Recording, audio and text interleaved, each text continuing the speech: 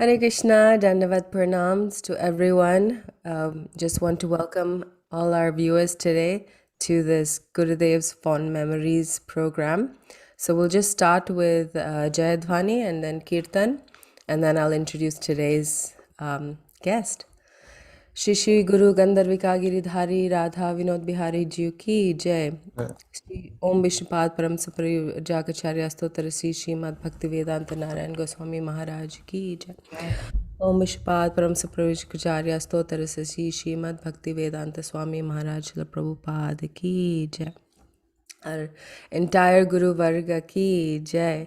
मायापुर नवद्वीप धाम की जय। श्री वृंदावन धाम की जय। हरे कृष्ण महामंत्र की जय। सभी वैष्णवों की जय। So we're singing E Baro Karuna Koro. Let me just share the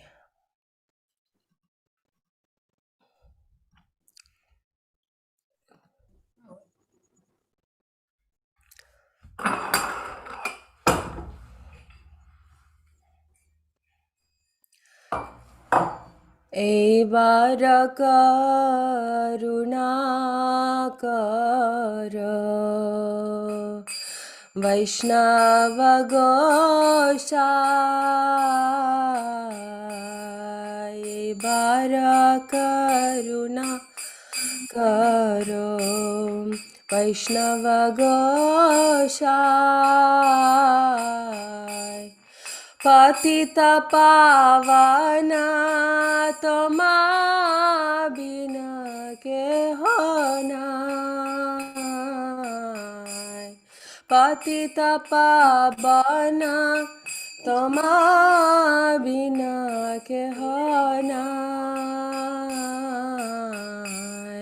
Kaharani Kate Gele पाप दूरे जाय कहारानी काटे गेले पाप दूरे जाय हे मन दयाला प्रभु के बाको थापाय हे मन दयाल प्रभु के কথা পায় গঙ্গার পরশা হইলে পশ্চাতে পাবন গঙ্গার পরশা হইলে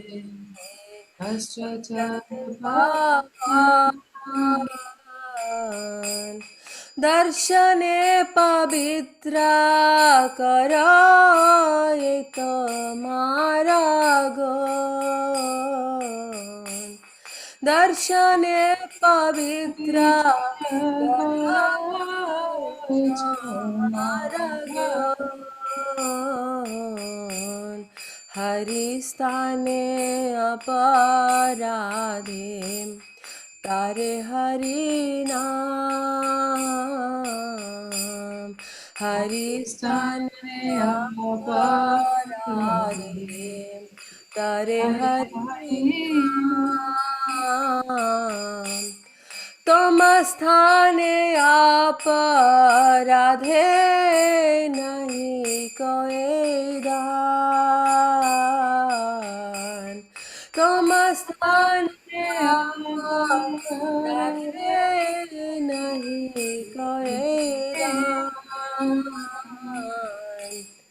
तुम्हारा हृदय सदा गोविंदा विश्राम तुम्हारा हृदय सदा गोविंदा विश्राम गोविंदा कहे न मामा वैष्णव परा गोविंदा कहे न मामा वैष्णव परार प्रति जन्मे करी आशा चरणे धूली प्रति जाने गोरी आशा चरणे रजूली नरतम कर दयाय अपनार बोली नरतम कर दयाय अपनार बोली এইবার করুণা করো বৈষ্ণবা গোসাই এইবার করুণা করো বৈষ্ণব গোসাই পতিতা পবনা তোমা বিনা কেহ নাই পতিতা পবনা তোমা বিনা কেহ जय वैष्णव गोसाई जय वैष्णव गोसाई वैष्णव गोसाई जय वैष्णव गोसाई जय वैष्णव गोसाई वैष्णव गोसाई जय गुरुदेवा जय गुरुदेवा गुरुदेवा जय गुरुदेवा जय गुरुदेवा जय गुरुदेवा गुरुदेवा जय गुरुदेव हरि बोल निताय गौर हरि बोल निताय गौर हरि बोल हरि बोल हरि निताय गौर प्रेमानंदे हरि नरोत्तम दास ठाकुर की जय वैष्णव ठाकुर की जय जय Okay, so today I'm so excited to introduce our guest speaker. We have today Vasanti Didi, Srimati Vasanti Didi. Oh, please. So I was thinking, so Didi actually doesn't need much of an introduction because everyone does know her, but still, I was thinking just like anyone who knows Srila Gurudev, they kind of know Madhav Maharaj, just like that, whoever knows Srimati Syamarani Didi knows Vasanti because standing right behind Syamarani Didi, supporting her and helping her to do all her projects is always Vasanti Didi and has been for the last 18 years. 18 years of being a personal assistant to Didi and traveling with her and taking care of all her needs, her health, her travel, her diet. Every time she's gotten unwell, it's always been Vasanti who's taken care of her, and most of all, I think on a daily basis, communication. Vasanti is always communicating with everyone around the world, and I was just actually when I was singing this bhajan, something came to mind.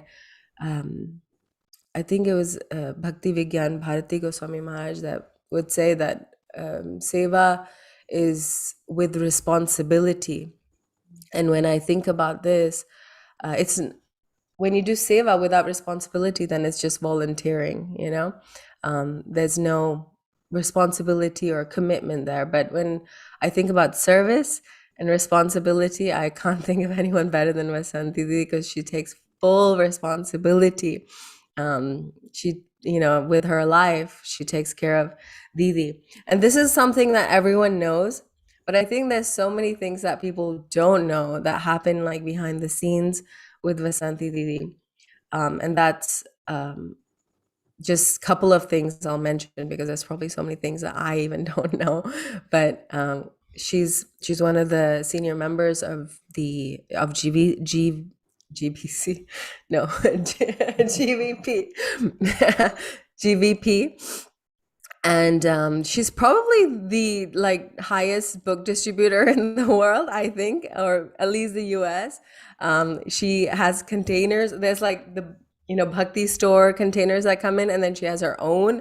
There's the Vasanti containers. There's so she takes such a big responsibility to distribute Gurudev's books, and I think I've learned over the years that there's not many sevas that are so dear to Gurudev as much as distributing his books.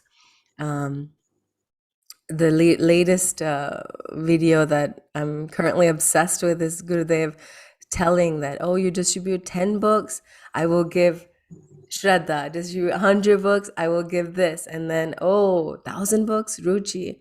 So I mean, and then also reading in this amazing book that Srimati Syamarani Didi put together, The Soul of Book Distribution, which is such an amazing book. And I think everyone should read this. It will give life to our book distribution seva. It will give so much enthusiasm. And in this book also, it's clearly stated multiple times that book distribution equals pure bhakti. And it's as simple as that. So not only is Vasanti Didi doing herself, but she's always encouraging other people to distribute books, and including myself. I think my first proper book distribution was with Vasanti Didi last year, where we just went outside of a grocery store and distributed books, and it was scary. Yeah, it was scary to like when I thought about it, but when we were out there, it was amazing. It was just like we just felt like Gurudev's mercy flowing, and the books just attracting people themselves. So and then of course, she's always encouraging my husband, who's Sachin, who's always going out and doing book distribution as well. And so that's with book distribution. But then there's another amazing seva, which hopefully we'll hear in elaborate form from Didi herself, but it's the prison seva. It's a very extensive prison program here in the US to give mercy to the most, people that have very little hope and very little mercy, and are literally in cages, So, and Didi is enabling that, just like Chaitanya Mahaprabhu and Nityananda Prabhu going out to Jaga and Madai. This is the literal seva that she's doing, and I think thousands of books are going out. And then Bimala Didi is listening, but her husband is also so heavily involved. So we'll hear a little bit more about this, but it's just such an inspiring seva. And so yeah, I mean, this was a very long introduction, but there's just so much we can go on, and with such an inspiring person like Didi. But I hoped that we can hear how she met Gurudev and all her interactions and whatever she can recall, her memories and her upbringing as well. Because a couple of things I want to just mention is that Didi comes from a very affluent family, and whenever we hear this, it's like, wow.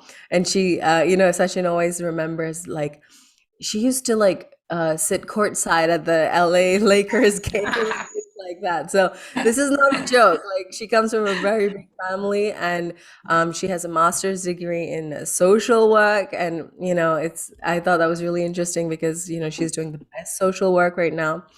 So and then giving up all that, and then coming to Gurudev, that's such a fascinating thing. So I'm gonna introduce now and ask Vasanti Didi, my dear friend, to come on and please speak. Okay. Can you hear me? Yes. Okay. Yes.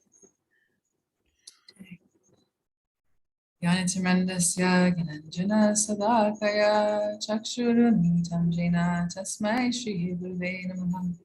Nama Om Vishnupadaya Radhikaya Priyatmane Shishimad Bhakti Vranta Narahim Swamiti Namane Panchakalpajivascha Kripasindhubhyevacha Patitanam Pavanebhyo Vaishnavibhyo Namo Namaha.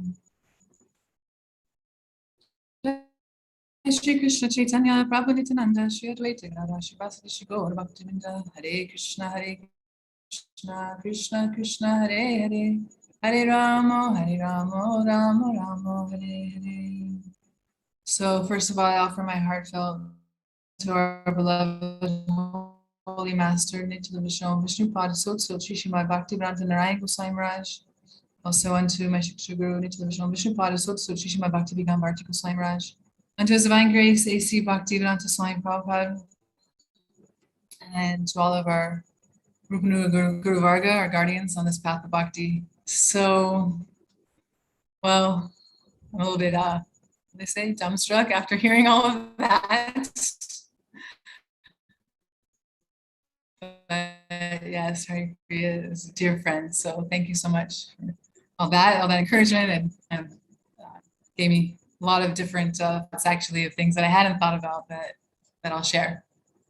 So, and thanks so much to Jai Prabhu for inviting me and for organizing this every daily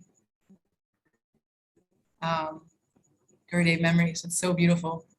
So I went on Govardhan Parikrama, and also so many, being at Gurudev's Govardhan temple, I lived there for 3 winters, so many memories were coming there also, so that was really nice.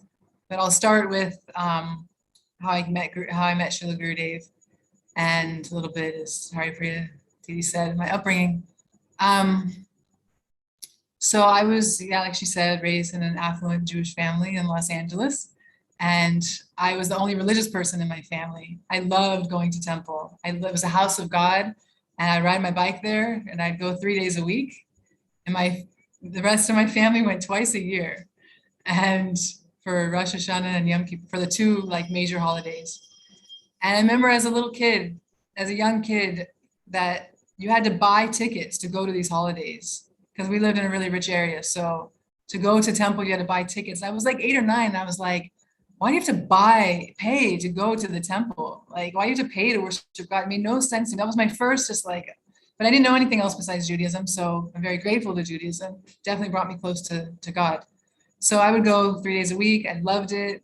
Time went on, and my household became a little bit virulent. Is that a word?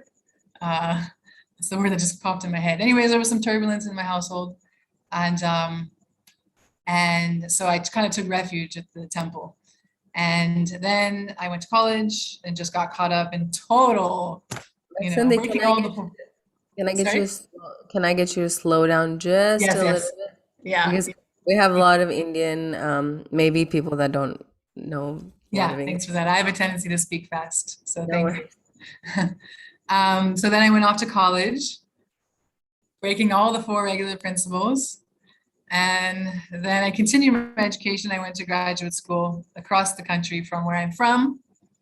And again, because I was searching for this happiness, I was searching in graduate school. I was going everywhere, to the Theosophy Center, to the Unitarian Church, I would see one day I saw these Christians 3 times in the same day. I'm like, oh, maybe this was meant to be. Maybe it's a sign, And so I was going here and there, different places, but not finding, the answers.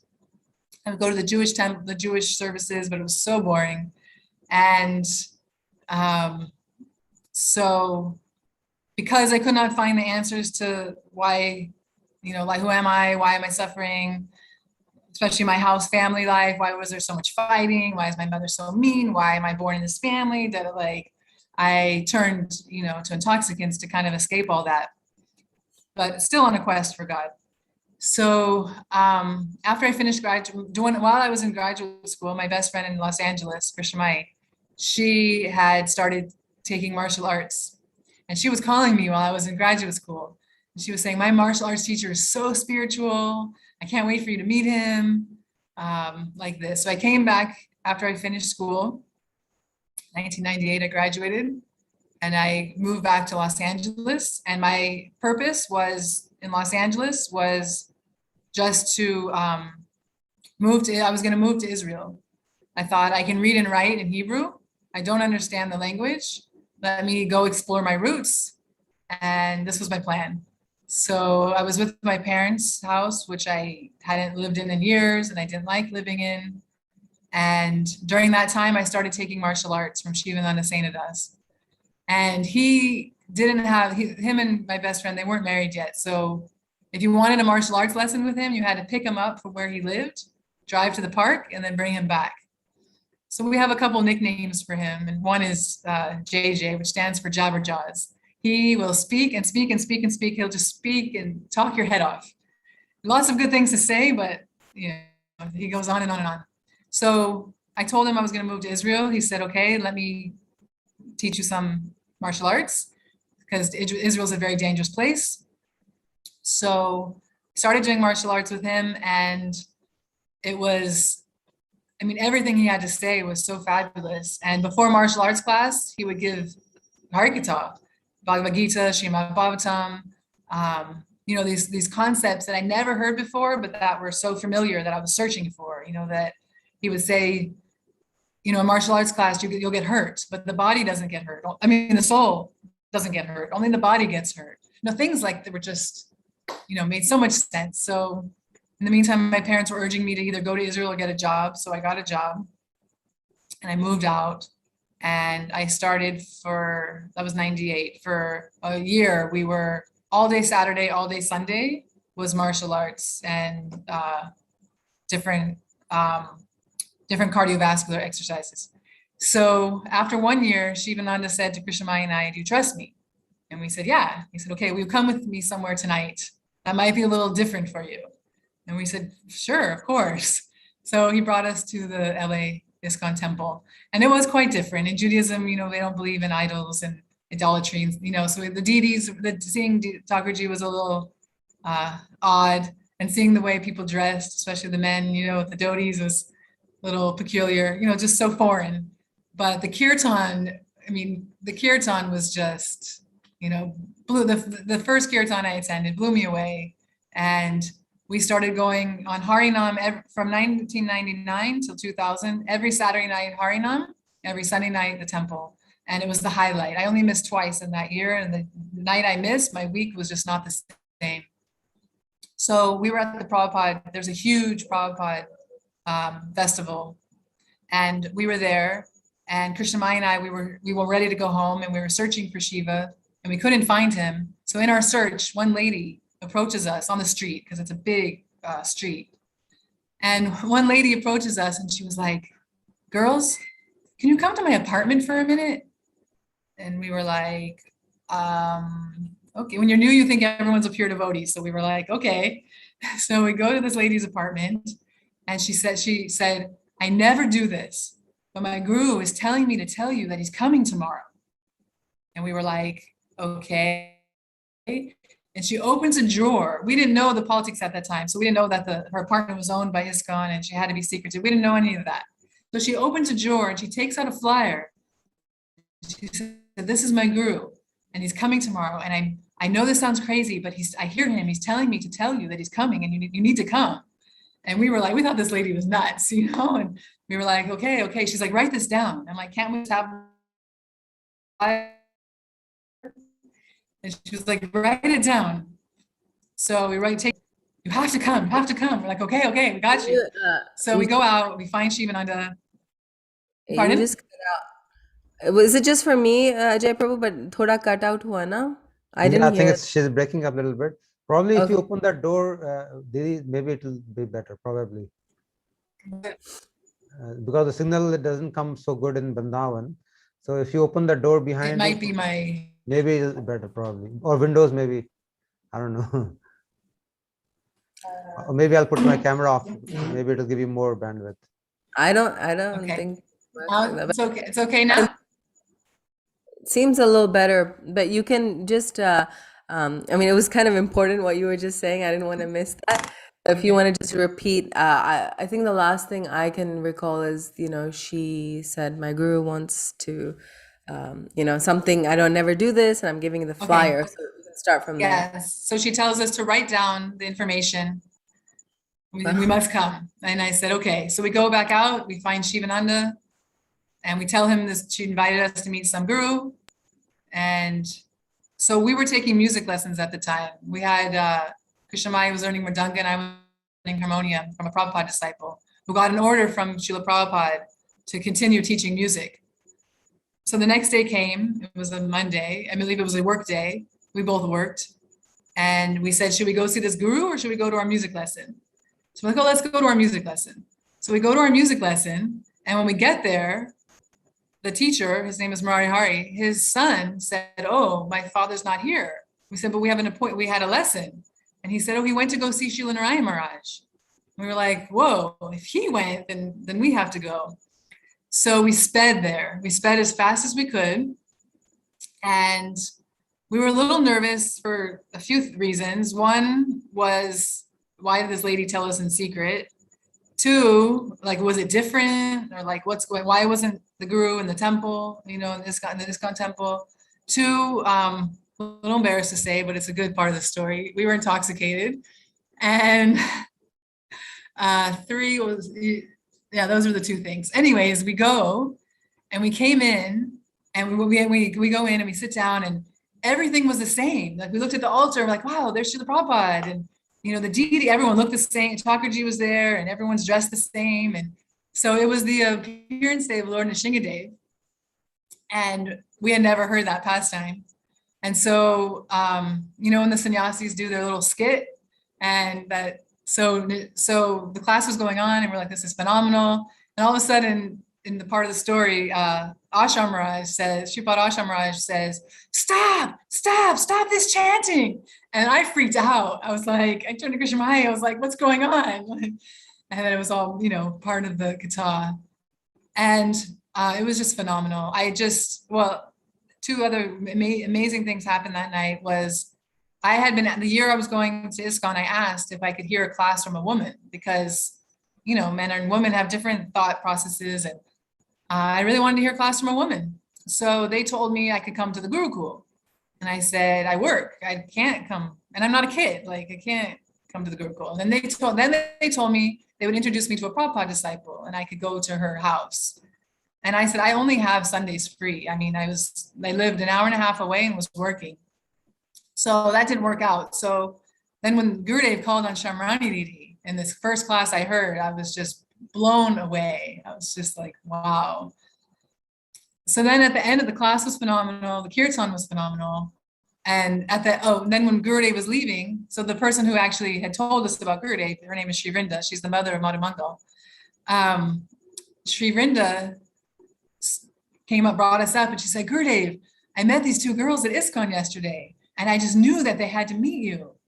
And Gurudev just looked at us, and then he whacked Krishnamaya across the head. He just went, boom, like really hard. And we thought it was hilarious because we were martial artists and we would fight full contact. I mean, no gear. Shivananda would say, if you get in a fight on the street, you're not going to have pads on. So you need to learn to fight. So we thought it was hilarious. But Sri Vrinda was like, I'm so sorry. I've never seen him hit a girl before. So Krishnamaya and I were laughing. Krishnamaya was kind of the ringleader of us, like in all of our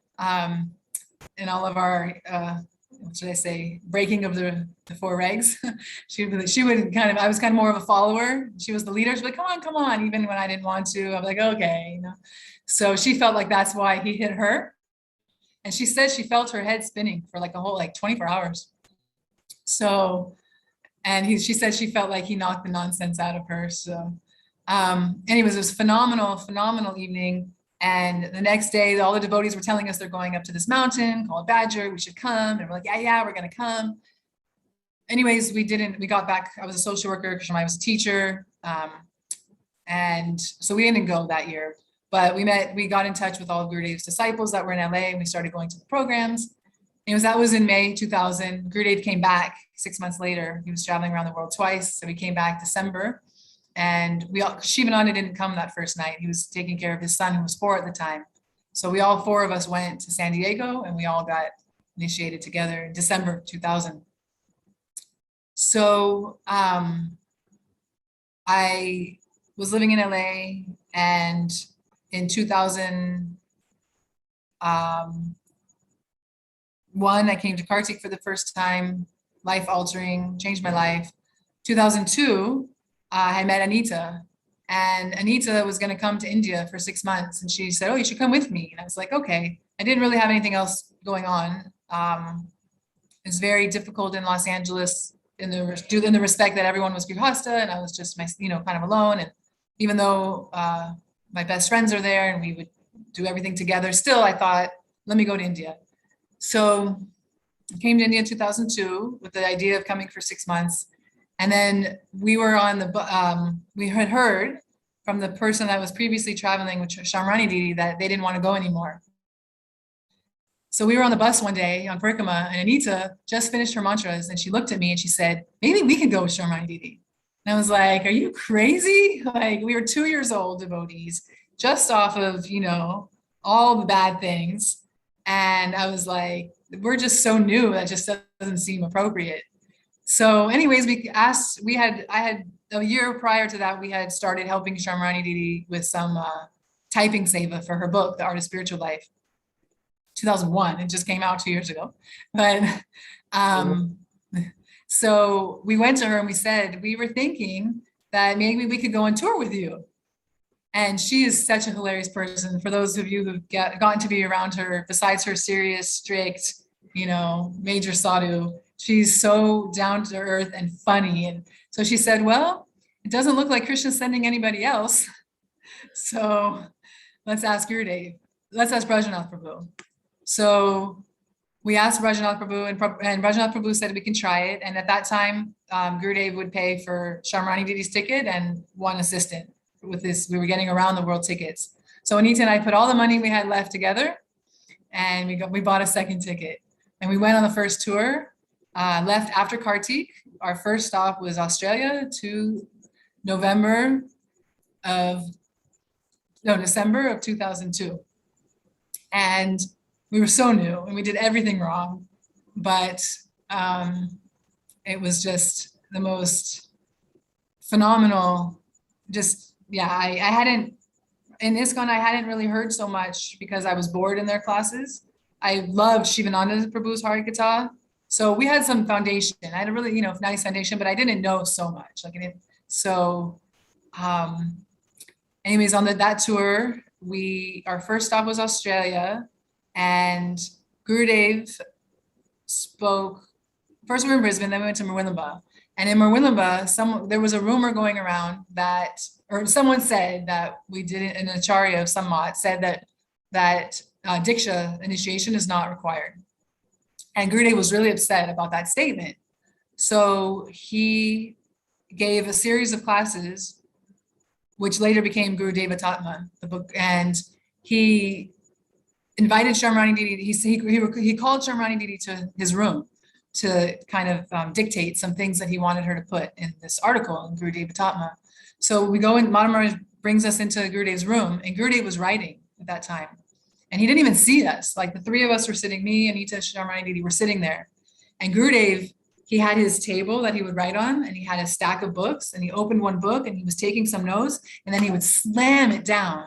And then he took another book and he was writing and he slammed it down, like 4 books, and he slammed it down. This went on for like 15 minutes. And Anita and I were just like, wow, we get to see like Gurudev's writing and his, it was like a line. And then after he was done, he arranged everything on his table perfectly, put everything neat and his pen in its place. And he looked up and he said, oh, you are here. And they started dictating all these things he wanted Syamarani Didi to include in the book. So then immediately Anita and I are thrown into working on this book, Gurudeva Tatma, and learning how to do layout. I mean, I was a social worker. I had no idea about computer stuff. And we were working, like day and night, barely sleeping. And the next place we went to was Hawaii. And in Hawaii, Gurudev installed Govardhan in the temple there in Hilo. And Anita and I were working nonstop. We'd go to class, go back to the hotel room, go to class. And on Anakut, we were so excited for a huge feast and to sit with all of our friends, that we hadn't seen in a while. So we're at the end of the installation. Gurudev went back to his room. Syamarani comes up to us and she said, I arranged for someone to bring prasad to the hotel room so you can keep working. We were so upset. We were like walking behind her back to the hotel, dragging our feet, and we were just grumpy. But I look back now, actually, on those, on so many instances like that happened. And I look back now that how much I've learned from Syamarani Didi about Vishnu, about, not that I'm there yet, but just what is real Guru Seva, you know, that seva comes first before anything, before, I mean, with her, it's even her physical, you know, I'm more like, I need my sleep, I need this, I need that. But I mean, definitely, I can say, so then I was fortunate to get to be on tour with Gurudev for 8 years, and we went everywhere with him. And I mean, I definitely feel like I'm just kind of recovered from those 8 years. Especially when I get to be in India for some time, like now, the lockdown was amazing for me.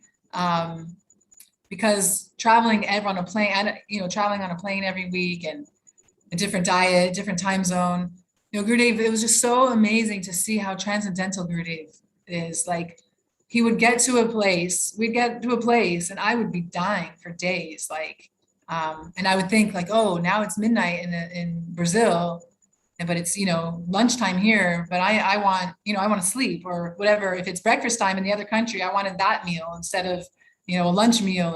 Or Gurudev would get there and he would adjust instantly, whatever time it was, that's what he would do. I mean, it's just so, and I remember we were on this one flight from Germany from Brazil to Germany. It was like a 15-hour flight. And it was so amazing. I could see Gurudev was in first class. I could see his turban from my seat. It was my meditation the whole flight. It was so beautiful. So when we got off the plane, you know, we're in the line for customs, and I'm just like dying. I have to sit down.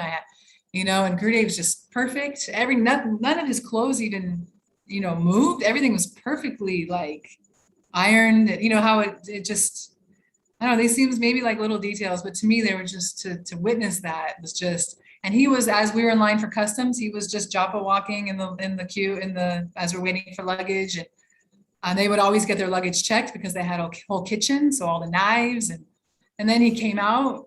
When I remember when the doors open and there's big kirtan going on, he would come out and just, you know, hug everyone. And anyways, we worked on that Gurudeva Tatma until we started it in December. Then we went to America in February. We gave it to Gurudev for his Vyasa Puja. And the end result always of giving books is always so amazing. So when we were in Brazil that same year in 2002, it was really, really hilarious. That's when Syamarani Didi got her name, Question Rani, because we were in this darshan, and Syamarani's like, Gurudev. And he's like, Gurudev, what? Gurudev. She's like, I have another question for you. He's like, questions. You're made of questions. From now on, I'm going to call you Question Rani. And then he said, if you want to ask me any more questions, you have to pay me. So Syamarani turns to the, you know, like 50 devotees. We're all standing up, I remember. It was a big crowd. And she turns to the devotees and she said, can I borrow some money from someone? So one devotee actually pulls out everything in his pocket. It was equivalent to $1,000. And he gave the whole thing to Syamarani Didi. And so she looked at it and it was $1,000. She said, Gurudev, here's $1,000. That's going to give me 10 questions, $100 each. So it became this pastime for the next, you know, till 2010 that every time she would ask him a question, she would ask me for some money, because Didi Syamarani never handles any money. She has so much faith and trust in me for some reason. And anyone who gives her a donation, she's instructed me very, very to offer everything on the altar and to pray, to give it to Gurudev or Prabhupada and pray that this will only be used in their service. So on tour with Gurudev, we would keep Gurudev. Gurudev would tell us we should always have $100 on us for emergencies. And then before that, I don't think she even kept that $100. Yeah, she never had any money. And then when I started in 2002, he said we should have $100 on us for emergencies. And then I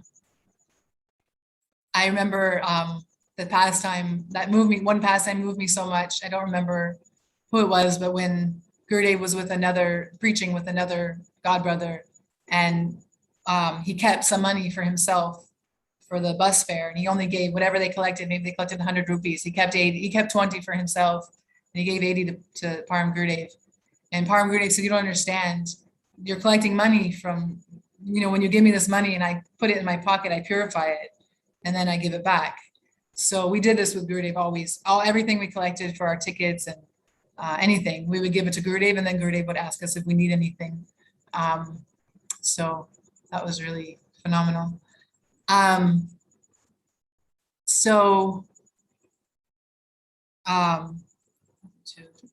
Yeah, so I'll just kind of randomly, I was going to just share about Govardhan because I was there today, which was so phenomenal. In 2004, Gurudev was starting to build the Govardhan Mat, and the sculptor who would do the sculptures, all over India for all the temples, the Mahaprabhu pastime, Krishna Leela, Ram Leela, he was so expert in that, but he didn't know how to do Govardhan Leela, and Gurudev wanted Govardhan wall paintings. So Gurudev asked Syamarani a team to make the line drawings, and he would copy those line drawings for the bas reliefs on the wall. So they did that. And then when it came time to paint them, he said, "I've never painted Govardhan Leela. I don't know how." So Gurudev called us in Mathura and said, "Syamarani, I want you to go to," this was a month before Kartik, "I want you to go to Govardhan and paint all the wall paintings in time for Kartik." So Anita and I, Syamarani, at that time also, there was no cell phones in Vrindavan. So we went around, Anita and I went around all of Vrindavan to everyone's place, everyone we knew who was an artist, and we'd go knock on their door like Bakula and Vasudev and all these devotees and tell them Gurudev is sending us to Govardhan to paint these wall paintings. And we got about 40 devotees, and we rented a bus, and we all picked up and moved the next day to Govardhan. There was no kitchen there. There was nothing that we see there now. There was no grass and everything in front, the grass, there's nothing there. And there was no temple room yet. There was temple room. It was all dirt. There was no marble floor. There was no altar. So they set up the scaffolding for us. And at that time, there was a kitchen crew. There was Anita and I who were just kind of doing our other seva, and Manjari took the lead with Syamarani Didi on being the art director of this project. So they were painting and painting and painting, day and night, kind of marathoning. There was scaffolding in the front, there was scaffolding in the back when you circumambulate Thakurji. Those were the paintings that they did. So a week before, so many phenomenal things happened actually during that time. We were also working on the book Shiva Tattva, which I was, just to backtrack, we were in Malaysia that Shiva Ratri before, I guess it was 2004, and the devotees took me to the Shiva temple on top of a hill, and it was packed. Thousands and thousands of people all day and night. And I was lamenting that moment that I had nothing to give them. I had no book to give them, like about Lord Shiva. I was like, oh, maybe we can put Gurudev's lectures that he's given on Lord Shiva into a book. So when I came back to India in Mathura, I went to Gurudev and I said, Gurudev, I was in Malaysia on Shiva Ratri, and there was thousands and thousands of people coming to the Shiva temple. So I was thinking, if you think it's a good idea, we could put your lectures about Lord Shiva into a book. And that's when I got my first head pat. He patted my head and he said, very good idea, very good idea. Wow, that's amazing. It was really amazing, actually. So when we were there was some of us working on this book in Govardhan. Mm-hmm. And even Manjari and Syamarani Didi were also working on the book as they were also painting. But there was Jaishri from America and Hassan. There was a bunch of us working on the book. And the Malaysians, actually, I told the Malaysians Gurudev liked the idea. They told me they would pay for it. So we were working on this book and we were painting. Well, this was the next year. I'm sorry. It was the next year. This was the second year we were in Govardhan. So let me go back to the first year during Kartik. So the first year during Kartik, so a week before Kartik, Govardhan Parakram, because we didn't go to the Vrindavan Parakram, we were painting. So Brajanath and Vrinda Didi came. They would come to check out the rooms. So when they came, only the front was being worked on. The back actually had not been worked on yet. There was no paint on the walls even. And Brajanath Prabhu said, that's okay, just get the front done. And you can do the back later. And then Manjari and Syamarani Didi were like, no way. No walls can be white. And then Manjari came to Anita and I and all the kitchen crew and said, everybody has to paint. And I was like, I've never picked up a paintbrush in my life. So she taught me, she doesn't matter. She said, the walls are huge. Like when you're on the ground and you look up, they're big, but when you're up there in front of them, I mean, they're ginormous. So she said, I'll just teach you how to paint in the wall. Just get the first color down. So everyone was painting. And so many miracles actually happened. One time up on the wall, this boy, Achyuta from Germany, he was painting Lord Nrsimhadev, and he stepped back to look at his work, and the scaffolding broke and he fell back. It's probably like 4 or 5 flights, I would think. And he fell and he landed on the hard floor, and he like just stopped for a minute. He stood up and he was like, and everyone, he was like, I'm fine. And we were just like, Jai Nrsimhadev. We were just like, it was really incredible that he was not even hurt. And another thing that happened was the fumes were like making us all really sick and kind of like intoxicated, but intoxicated in a bad way, just like spaced out. And because we were using this nasty Indian paint and oils. And so one night Syamarani came to Anita and I and said, first she said, I want to tell you something, but I can't even remember what I want to tell you. That's how bad the paint, because there's no windows in the back. So then she said, I want you to go to Delhi tomorrow and buy water-based paint. So we don't have to mix it with this, bad turpentine that we're getting here in Govardhan. So Anita and I were like, okay, no big deal. We thought, and we get on the bus and we go to Delhi and we go to the first art shop, and they had only one package of water-based paints. And they called every single art store in Delhi and nobody had the paints. And then they said, okay, we can get them from Bombay. We can get it. I said, we'll pay anything to get it. Just put it on a flight and FedEx it. And they said, okay, we'll have it by tomorrow. So Anita and I, we didn't bring anything with us, for sleeping or anyways, she had a friend or something. We stayed at her friend's house. So the next day came and we're waiting and we're calling the art shop, waiting. And they didn't come. So Syamarani Didi said, Anita needs to come back to Govardhan. Vasanti, you wait in Delhi, because Anita was a better artist than I, and she was painting all the gopis' hair black. She was going from painting to painting and painting their hair. So the next day came and I stayed overnight, and I was miserable, like here alone in Delhi. We were really young at that time. I mean, so anyways, the next day came and I was like waiting and it wasn't coming. Finally, our printer that prints our Gurudev's books, he's a very dear friend and a very amazing person. I called him and I was crying and told him what happened. And then he arranged it. He arranged that the paintings came. And by the time the paints came, it was really late. And so his wife said, please come home to our house and stay with us. It's too late to go to Govardhan right now.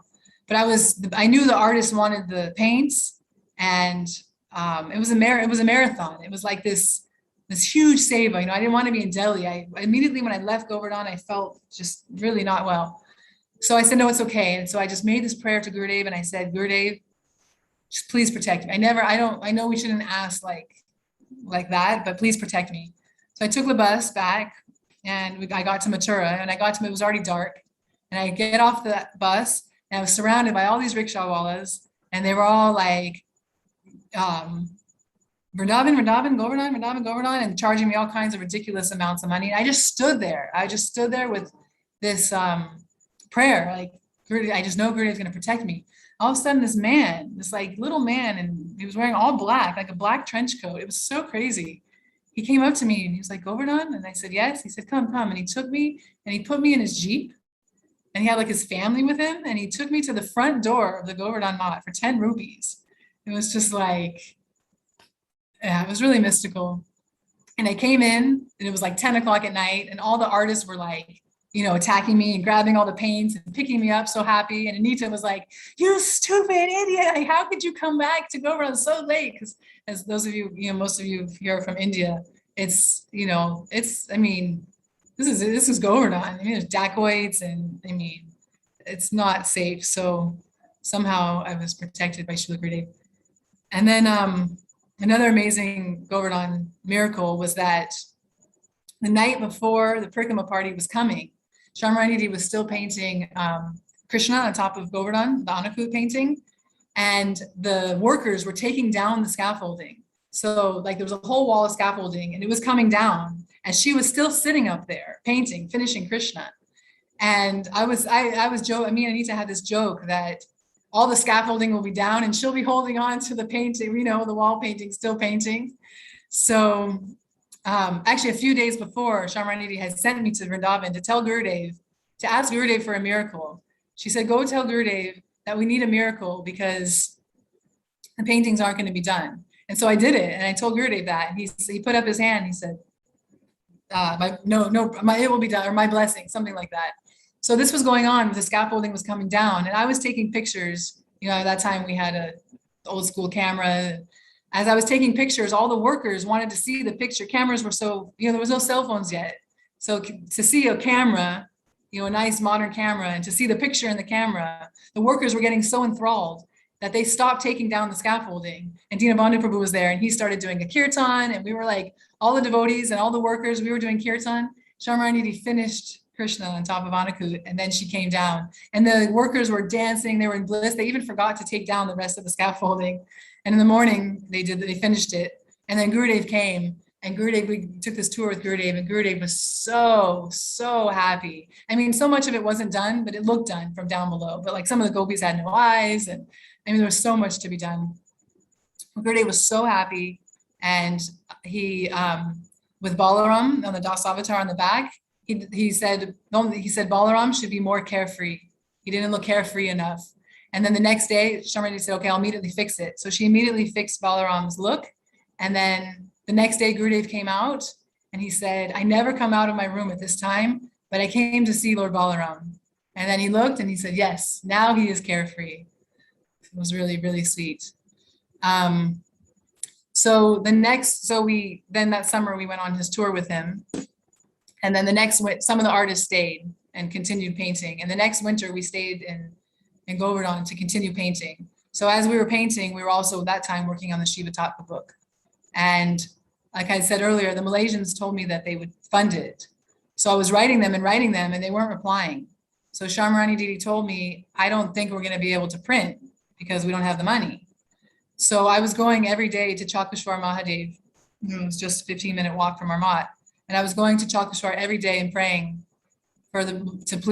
asking him, Chakreshwar, to please inspire the Malaysians to reply to me and tell me that they're going to not go back on their word. They had promised to fund this book. So after like a week of praying to Chakreshwar, I came back one day and I checked my email. There was a letter from Brajanal Prabhu, and he asked, how is the Shiva Tattva book going? And if we need any funds, please let them know. And it was like so magical. I mean, I know I didn't even ask, we didn't tell them. We didn't want to ask Gurudev for money. I mean, Gurudev always paid for books, no matter what. If we would come to him, I remember with the morning walk book, we would say, oh, Gurudev, you know, we need $7,000 for this printing. And then he would just tell Brajanal Prabhu, okay, go get it for them. And he would just hand us wads of cash. But we didn't want to ask for the money for Shiva Tattva because we had this promise from the Malaysians, and it would be like our offering, you know, that we collected it. Anyways, the Malaysians did pull through in the end, and they did pay for it, the first printing.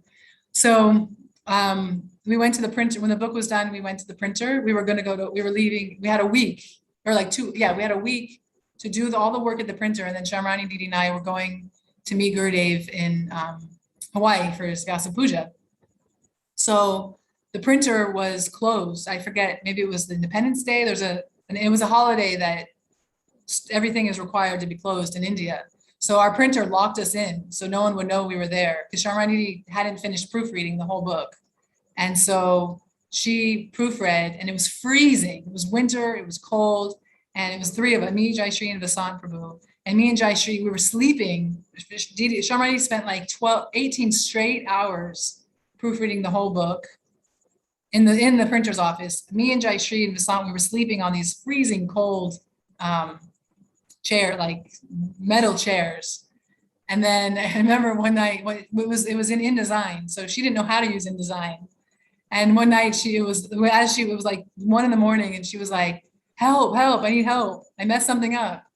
And Vasant was a designer. He could not wake up. And then she's like, Vasanti, I need help. Jaishri, I need help. And we were like, so tired. And then she's like, Vasanti or Jaishri, I promise if one of you wake up and help me, I promise you, Gurudev and Prabhupada will give you so much mercy. So I jumped up and I helped her. And anyway, so we finished the book in the printer's office, and then Syamarani and I flew to Hawaii for Vyasa Puja. And our printer said he would FedEx the book as soon as it was done. So we had like 3 advanced copies, and it was Vyasa Puja day. And Gurudev was coming out of his room to go to the class at like 5 in the evening. And right as Gurudev was coming out of his room, the FedEx truck pulled up. And it was like divine timing. And so we grabbed it and we opened it and we gave it to Gurudev. And we said, Gurudev, you know, the Shiva Tapa book's come. We gave it to him. And Gurudev took the book and he put it to his head and he said, yes, Shiva Tattva has come. So it was really, that was a really special moment. And another book well, a couple other books that we got to work on. In 2005, I believe it was, Gurudev was talking about on Jiva Tattva, and he was talking about, you know, how the Jiva doesn't fall from Goloka Vrindavan. And so he asked Syamarani Didi, he said, I want you to make a book with my lectures about this topic. And at the same time, he also had asked for Gopi Geet, I believe, or Gauravani. Yeah, Gopi Geet. But he ordered the Jiva Tapa book first. So we chose for some reason we chose to do Gopi Geet first. So working on Gopi Geet. And then in 2007, I believe it was, at the Hawaii festival, Gurudev didn't come to the festival. He was sick. And so we had the book ready to give to him. No, I'm sorry. We didn't have the book ready to give to him. We were working on it. So Gurudev didn't come to that festival. And after the festival, we went to visit him. And Syamarani Didi said, Gurudev, we were thinking that since Gopi Geet is so beautiful, we were thinking it'd be nice to have a CD in it. And if you could sing it. And Gurudev said, me sing it. There's so many better singers in the Mat, you know, Rasananda Prabhu or Muni Maharaj, they can sing it. And Syamarani said, but Gurudev, we want it to be sung by a gopi. And, you know, you're the only gopi that we know. And then Madhu Maharaj got really excited. He was like, yes, he'll do it. So Gurudev sang later, Rajanath Prabhu recorded him singing the Gopi Geet. So that in the first edition, that CD was put in the back. So we finished Gopi Geet. We offered it to him, I believe, the next year, also in Hawaii. And then we were still working on Journey of the Soul during this time. And it was so complicated because there were so many darshan, you know, it's such a complicated topic. And so Gurudev ordered it in 2005. And in 2009, was it 9 or 10? I think it was 2010, actually. We were in South Africa and we were in a darshan. And Syamarani Didi said, Gurudev, I have one more question for you on for the Journey of the Soul book, for the Jiva Tapa book. And he said, what? It is not printed yet? And she said, no, Gurudev, almost. And he went, oh my God. That's what he said. We were like really stunned by that. And we came back and we jammed on that and printed immediately. So, yeah, he was really happy with that. His order to Syamarani Didi was to put all of his English lectures in books. So my very first tour, I got to help a little bit with, in 2002, I got to help a little bit with the Origin of Rath Yatra, and can't remember the other book. But we also worked on, I also was fortunate to work on the Guru books, my Guru, what is it? My Priyabandhu, Shiksha Guru, Priyabandhu, and the Lasting Relation. And Gurudev was so pleased with these books. Actually, one time he asked me in Delhi if I had the book, my Shiksha Guru Priyabandhu. And I was so stupid. I thought he meant it on my computer. I was like, oh yeah, I can open it on my computer. And he was like, he wanted the tangible book. And so actually we've been out of print of their Lasting Relation for like a couple of years now in India. And I kind of feel like really badly that I didn't, you know, I'm not fulfilling this order of Gurudev's, because he had asked, he had told me, when I told him we didn't have it, he said, oh, you should bring from America. And he was, it's going to be reprinted in September. So I'm very happy about that. But, and we were in South Africa also, and we got the first time Gurudev was in South Africa, so many ISKCON, there was some devotees went prior to Gurudev's arrival and did some preaching. And we got a donation to print in South Africa, like 500 of each of those books to just distribute freely because so many ISKCON devotees were coming. So that was really phenomenal. Also when we printed Way of Love and Secrets of the Undiscovered Self, these were the first introductory books of Gurudev's. And after we printed Way of Love, we went to his house straight from the printer. He was staying in Somnath at the Prabhu at the time. And so we immediately went to his house. It was like 7 in the morning. And he was still in bed, in his bed underneath a mosquito tent. It was so sweet. And we gave to Gurudev. We said, Gurudev, here's, these 2 books, introductory books. And so Gurudev was looking through the Way of Love, and there's subtitles there. Like, and one of the subtitles is we are one family. And the next subtitle is Unity and Diversity. And Gurudev it was so adorable. He said, he saw unity and diversity. He said, I said this. We were like, yeah, Gurudev, this is your book. So it's just so phenomenal, so phenomenal to be on the GVP, and part of the Gaudiya Vedanta publications, part of the printing side, and to actually get to work on the books and to see the whole process from start to finish, from the order to how much work it takes. People say sometimes, so I hear, some criticisms, oh, GVP is so slow to produce books, but I mean, it is like, Shiva Tattva is such a small book, right? It's only 4 lectures. You would think it could have come out. When we started to edit it, there was 3 stories in one that Gurudev, Syamarani Didi calls it translanguage. Gurudev combined like Salva and like the Bhavatam stories where there's airplanes involved, and and we put it out on Harikatha like that. And then once she started editing, she saw that actually this is 3 different stories. It's not one story. And we told Gurudev, and he said, oh, just follow the Bhagavatam, make it like the Bhagavatam. So it takes so much work. And so I was thinking something else about the printing side. Oh, when this Gurudeva taught my class, when someone said that we don't need Diksha, then Gurudev in class said, I challenge anyone to talk to me about this. And then when he called Syamarani Didi to her room, he said, change that word challenge to invite. I invite anyone.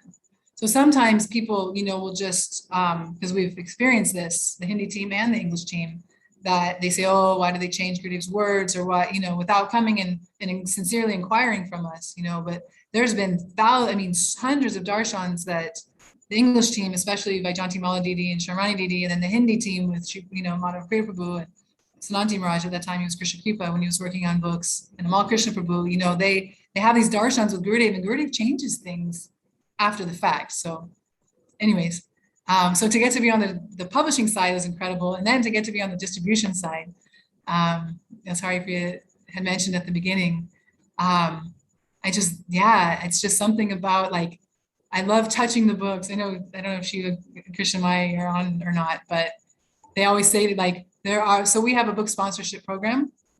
That's one of the programs that actually Syamarani Didi started it. She, one time, like 2002 or 3, she got a donation of a couple $100 from somebody, and she said, what should we do with this money? Like, should we just, we would give all of our money to Gurudev, but for some reason she was like, oh, what should we do with this? Like, and I said, I don't know. And she said, let's sponsor books and go around, like, have a harinaam in Vrindavan and it's for Radhastami. There was gonna be a harinaam.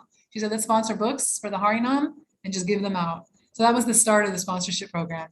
And then it developed, it was me and Anita and Syamarani Didi, of course, under her guidance. And now it's gotten so big and so phenomenal. And Krishnamai and Shivananda, they house the books. They're in their garage in LA. They're the warehouse.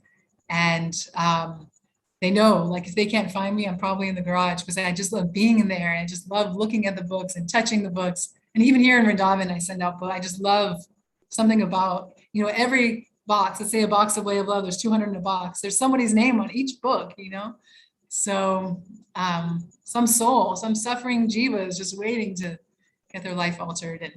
And now when the pandemic started, Shivananda had a great, because we go to a lot of festivals, a lot of yoga festivals and kirtan festivals, just different types of festivals, vegan festivals and color festivals, and So, but when the pandemic started, there was no more festivals, and we had just gotten a shipment, thousands and thousands of books. And we're like, oh my gosh, Gurudev would say no cold storage.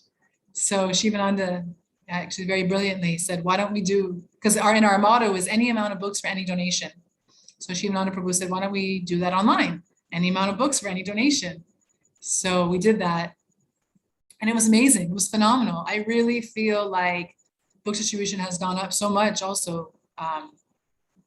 And because we got so many orders from devotees who want to read certain books that they didn't have, and also devotees started distributing it.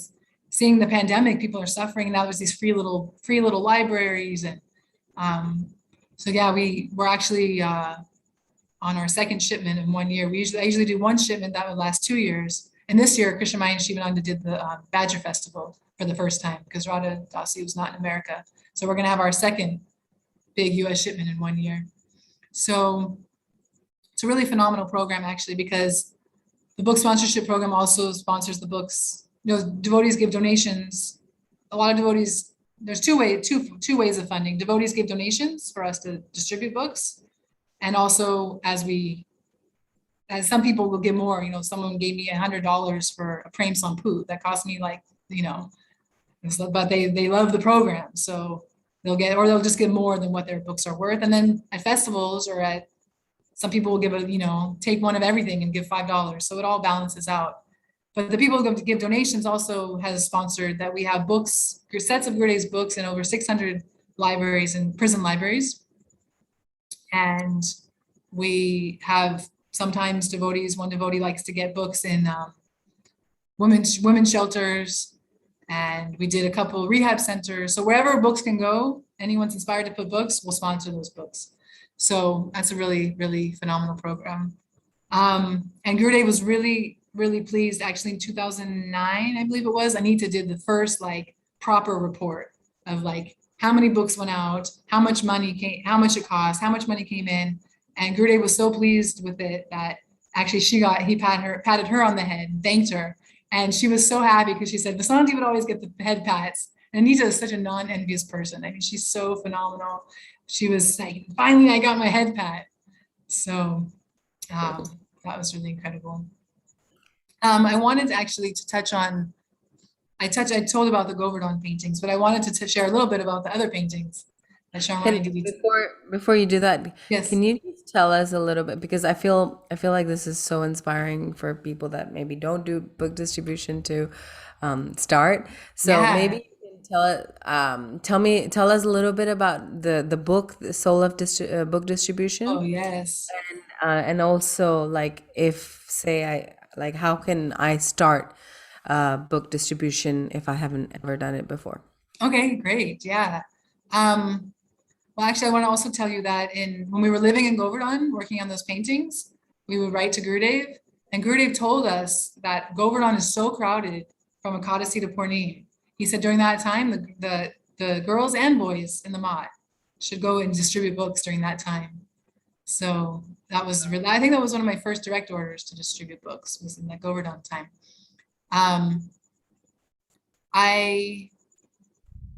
So the Soul of Books, Syamarani Didi, she's so, we would hear Gurudev stress. I mean, we were on every tour, every Harikatha festival with Gurudev, and he would always say to distribute his books, he would always say, I don't want my books in cold storage. I want, the book table that is here should be emptied. Everybody should take, as Haripriya said in the beginning, everybody should take. He said, if everybody takes 10 books, then the book table will be just gone. If everyone distributes one book a week, and that's 4 weeks in a year and a month, like this, he said, so many books would go. So we were in the Europe Fest, I don't know if it was Germany or Holland one time, and Gurudev was talking about Srila Prabhupada and how Syamarani Didi and Vrindavan Vilasini Didi and so many of these devotees, senior Prabhupada disciples, he said they were like teenagers at the time. They would go everywhere, to seaports and airports and bus stations, and they were fearless and bold, and they would distribute. So Gurudev said one time, he said, they did for Prabhupada, why not for me? And then another time he said, I want you all to distribute. He said, if you don't distribute my books, I will think you are not pure devotees, pure disciples. So Gurudev said all these things. And so we got so inspired that we collected everything he had said on tour. We put it into a book, which became the soul of book distribution. And also some really nice, Gurudev would also say about distributing books to also read the book and understand what's in the book and then distribute it. So we included also in solo book distribution, different moods to have while distributing. There's a story about the rag. It's called rag. We call it rags.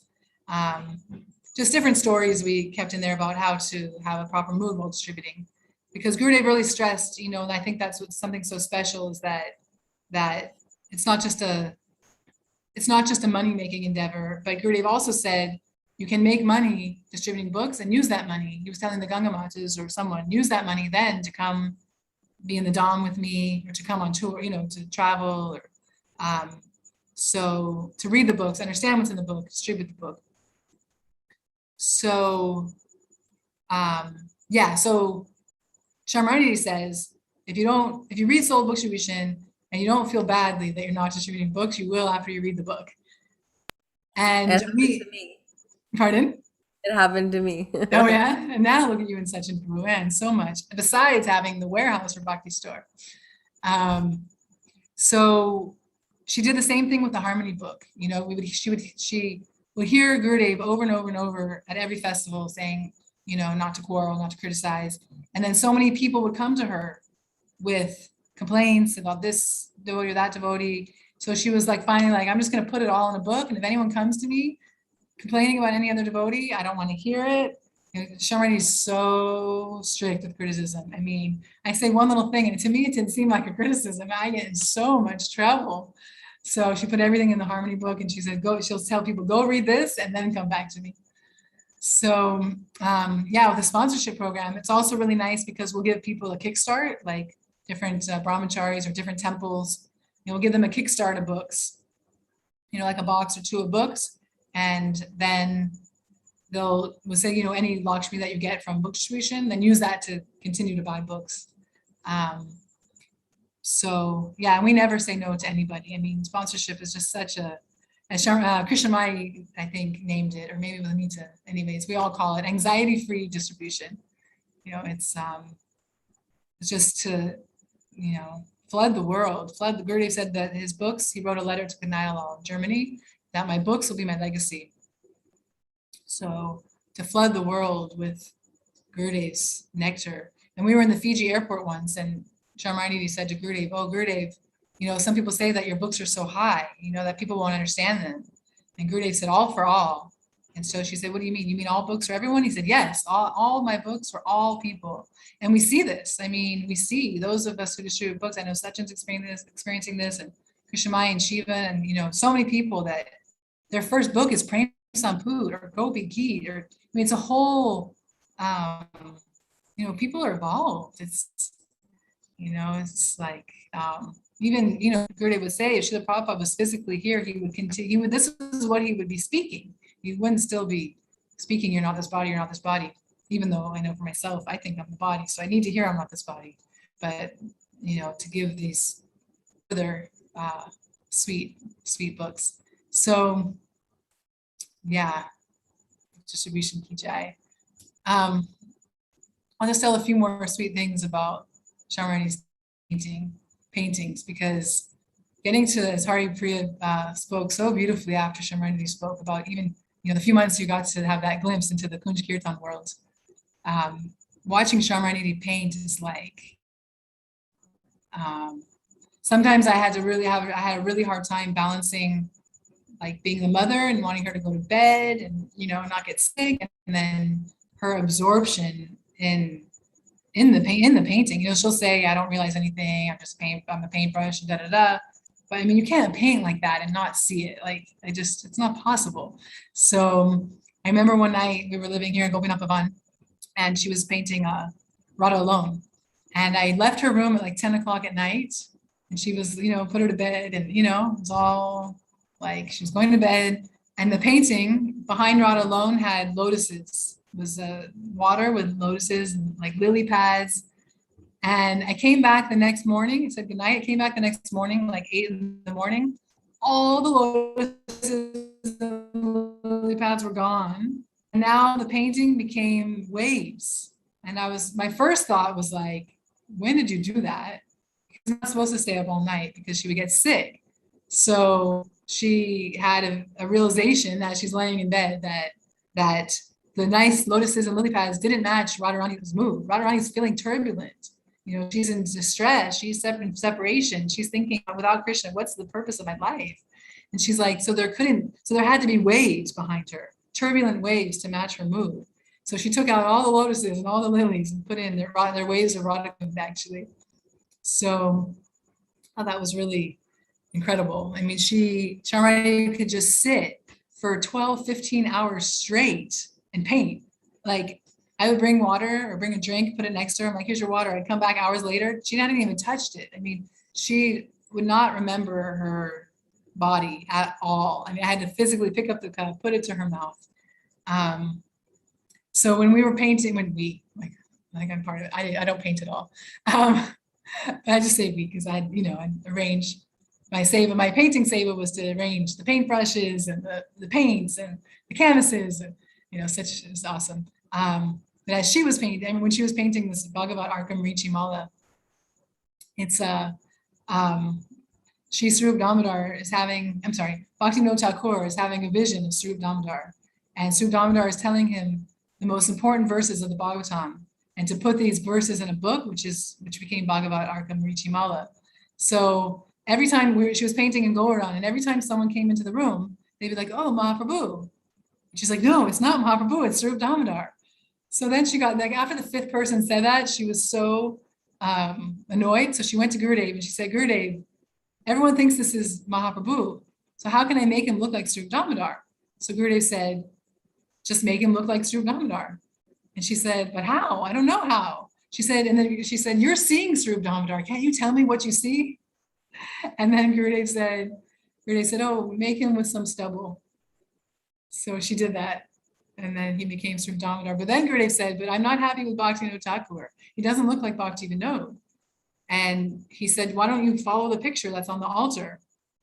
So Syamarani showed him like 3 times, and Gurudev wasn't pleased. And then finally, when she had him just right, Gurudev was so happy. He said, yes, this is Bhaktivinoda Thakur. And when Gurudev, not that I can understand, obviously, anything that Mahabhagavat says, but I felt like when Gurudev said this is Bhaktivinoda Thakur, I felt like Gurudev installed him, It was, really, Gurudev's hands-on with the paintings was just so incredible. When Syamarani, was it Manani Radha? Or Radha? Yeah, Manani Radha, when we brought the final Manani Radha, and Gurudev looked at it, he said, even Radharani's, there was no like dimple in her elbow. I mean, just such detail. So, and actually when he saw Manani Radha, he said, what have you done? And she got really scared and she was like, I don't know, Gurudev. And he said, we were in his room in Mathura, he said, it is better than this. And he pointed up and he had the picture of Seva Kunj there. And that's what he said. So yeah, Gurudev is hands-on with the painting. When he ordered the Gita Govinda line drawings, he gave her all these these prints from the Bengali version of Gita Govinda. Certain artist, I can't remember his name, but he said to follow like this, but make them more beautiful. So she would show them to him. And one time we were in the LA temple. It was before they had the big rose temple. There was a smaller temple, and we were in his room and we showed it to him. And then Gurudev said, it's very beautiful, American beautiful. And he pointed to me and he said, like her. He said, but it should be Indian beautiful. So he would really, Gurudev would mess with Syamarani Didi all the time. He would say, when she was painting Damodarastakam, for the cover of his Hindi Damodarastakam book, he said, the book is done. They're only waiting for you in the painting. When are you going to finish? After I die? And so then she would get so like riled up. And then she would ask Madhava Prabhu, so the book is really going to print tomorrow? Because Gurudev is telling me you're going to print. And Madhava Prabhu said, no way. He's like, Didi, we have so much work. It's going to be like another 2 or 3 weeks. But Gurudev would always do this to her. He would just get her so riled up with the painting. But he had to, because actually, as she says, I've heard her say probably a million times, life is short and art is long. And Gurudev knew that, and he had to, kind of put a fire under her to finish, because so many of the paintings have layers and layers and layers, like Seva Kunj. There's so many different Krishnas underneath the Krishna that we see. Same with Kunj Kirtan. So yeah, and as also Hari Priya so beautifully said about one time seeing Syamarani speaking to Kunj Kirtan, I had that experience with Damodarastakam painting. She was like trying to get the veil right, and she would just talk to Mother Yashoda. I mean, just so amazing. She would just like beg her and ask her, please, you come on to the canvas how you're supposed to be on the canvas. So it's just her painting is just so phenomenal. One time we were in the LA temple, also the old temple that they had, and she was painting Jai Shri. And I remember again having put her to, having her gone to bed, and then I woke up in the middle of the night and to go to the bathroom. There's a light on in the kitchen, so I went to the kitchen to see, and I see her there painting. I was like, my first was like, "What are you doing? It's midnight." And she's like, "Come sit next to me." So I come sit next to her. She's like, "I'm doing what all the scriptures talk about. I'm painting Krishna's lotus feet." And I was just like, "Oh my God, how can I tell her to go to bed?" There's definitely I really learned a lot, actually, still learning, this, even with her diet, and, you can't always be strict. There's sometimes she's not supposed to have, white sugar or certain things, but time to time, or fried things, but time to time, you can't always be strict in the diet. So same with her painting and her, staying up all night. It's such a transcendental, otherworldly, I can't even, understand it or touch it in millions of lives. So and just one time we were on a plane and there was all this turbulence, and she was praying to Radharani about it because she was really scared. So I just locked my arm in hers, and I was like, oh, she said, "If this plane crashes, please, Radharani, when I open my eyes, let me just be with you." So I just put my arm in her arm, and I said, "And make that for me too," and by her strength, let that be a PS from me. So it's just such a phenomenal thing to witness. Speaking also back to the book distribution subject, in 2010, when Gurudev started his Sikh Leela and was in the Delhi Mat in Delhi, I had planned for a year prior to that. I had heard that the Commonwealth Games was going to be in Delhi. The Commonwealth Games is like the Olympics, Delhi, that's why they built the metro. That's why they gave everyone leave from work to go out of Delhi. So so people had it wouldn't be so crowded because they built so many more hotels. I mean, it was huge. I knew it was going to be huge. So I rallied up a team, and we got to stay in the Delhi Mat during that time. They had turned Gurudev's room into a hospital room, so he wouldn't have to be in the hospital. And we were going out the first day we had tried and so many things. Finally, we realized that the best time to be out was from 5 to 10 in the evening, or even later, 5 to 11, especially at cricket and all these really popular matches. So there was this one day where everyone thought Gurudev was going to leave this day. He wasn't eating, he hadn't done anything, it was really intense. There was bhajans outside his door. So I don't know, I couldn't get a hold of Syamarani, but I was thinking, should we go out or not? Because people were freaking out in the Mat. And I got a hold of Srila Vasanti Didi, who was also one of the best book distributors of her time. Huge book distributor back in the 70s. And I told her, I said, what was going on? And I said, and we're here for the Commonwealth Games, what should we do? And she said, do your service. And I learned so much from her on that statement. So we went out, and that night, it was India beat Pakistan. So I think it's mostly Indians on this Zoom. And I know India beating Pakistan was it was huge.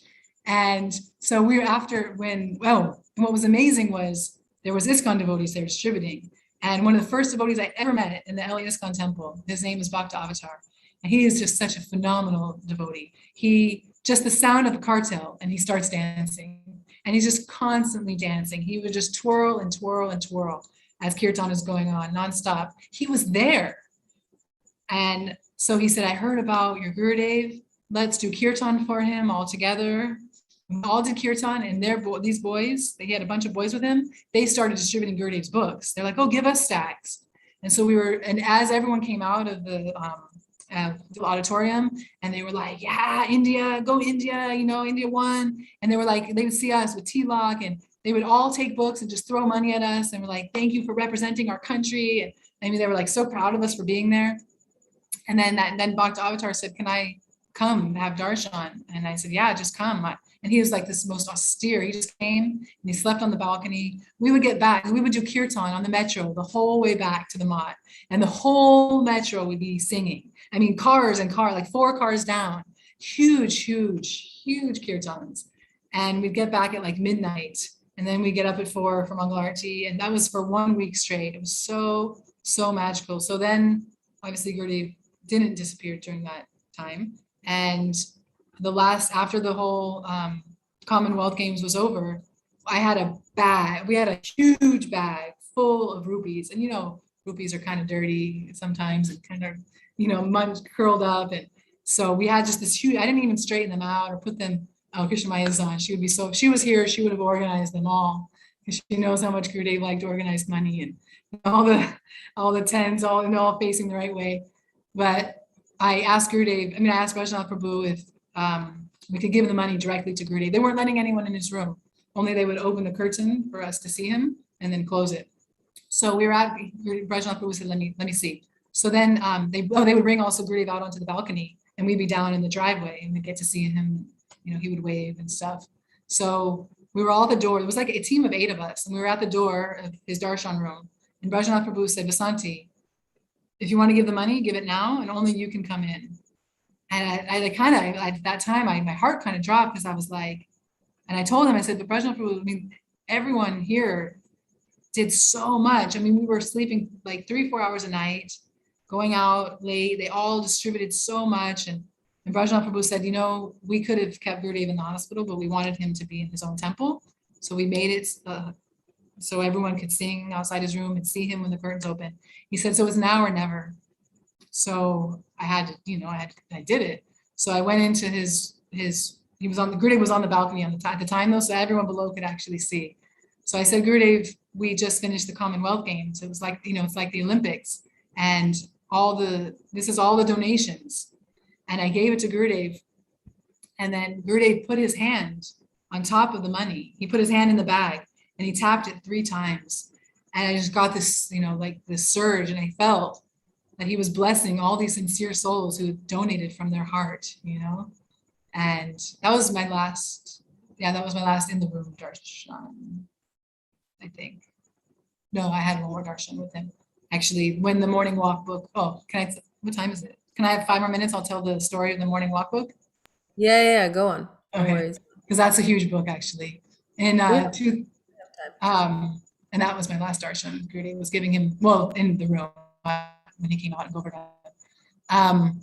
In 2008, we were in Odessa, and Gurudev asked a certain sannyasi that he said, I put so much into my walks. How will you repay me? I want that you do a book of all my walks. So I really wanted to help that sannyasi, because I had this brain for like numbers and dates somehow. And I knew I would do the we would do the Harikatha. So I was on the tour, but then I also had the list of every night Gurudev spoke and whether it was a walk that day or a darshan that day. So I had it all already, like in my computer and in my computer in my head. So I asked Syamarani, can I please help with this walk book? And Didi said, no, don't help him. Let's see what he does. And a year went by and he didn't do anything. And then the next year we were in Italy, and Gurudev said, I want you now. He said, he didn't do, Maharaj didn't do anything for the walk book. I want you to do it now.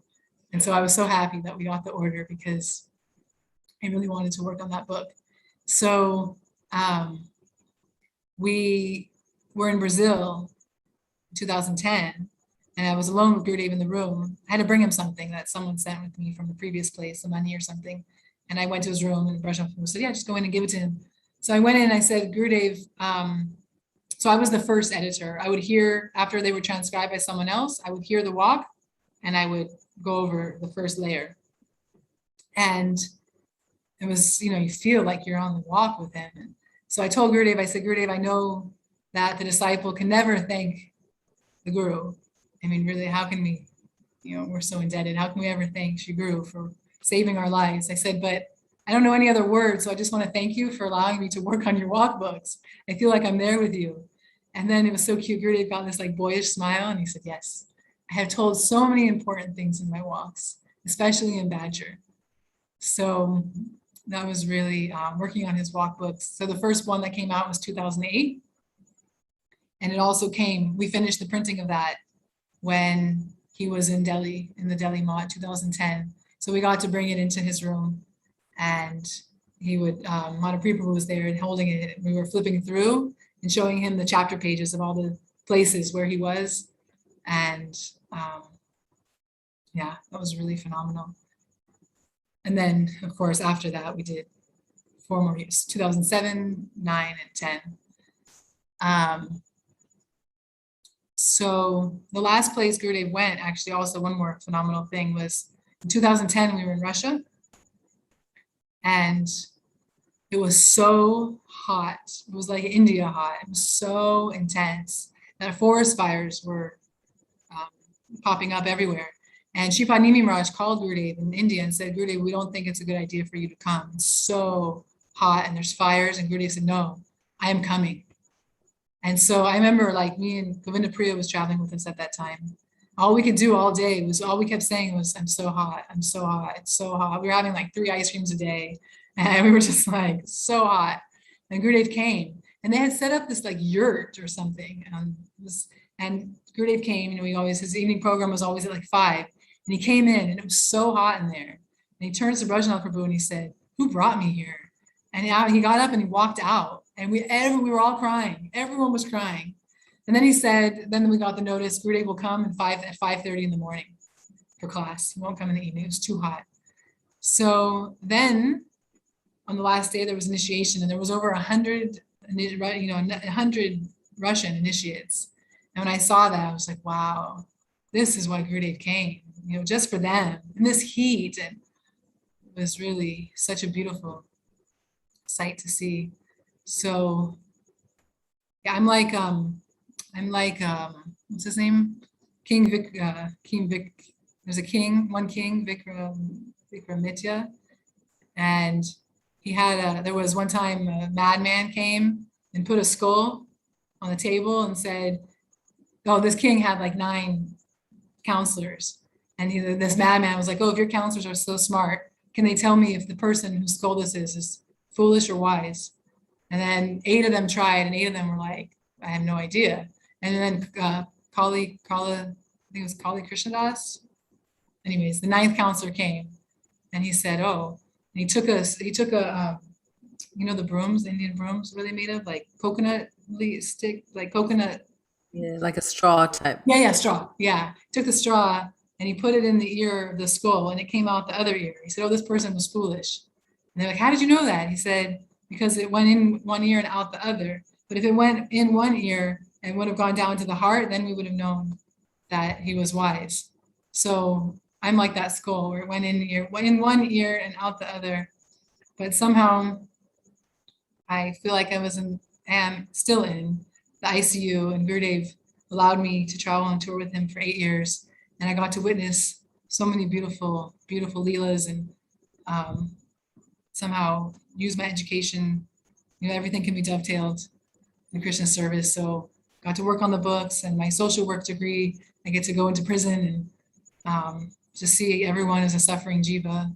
I know me and Shivananda's come in as well. And he would always say, and I know we feel this way, that the person we're talking to now is not the same person that committed the crime, and so I feel like when we go in and when the kirtans and that we do in prison and the prayers, because like once that, even though we're only in there for 2 hours, once that bar closes behind you and you hear the lock, I mean, it's like you're in prison. I mean, it's it's pretty intense. We've had some I had the most intense experience with Shivananda and Rasika in LA, where all the gang members are.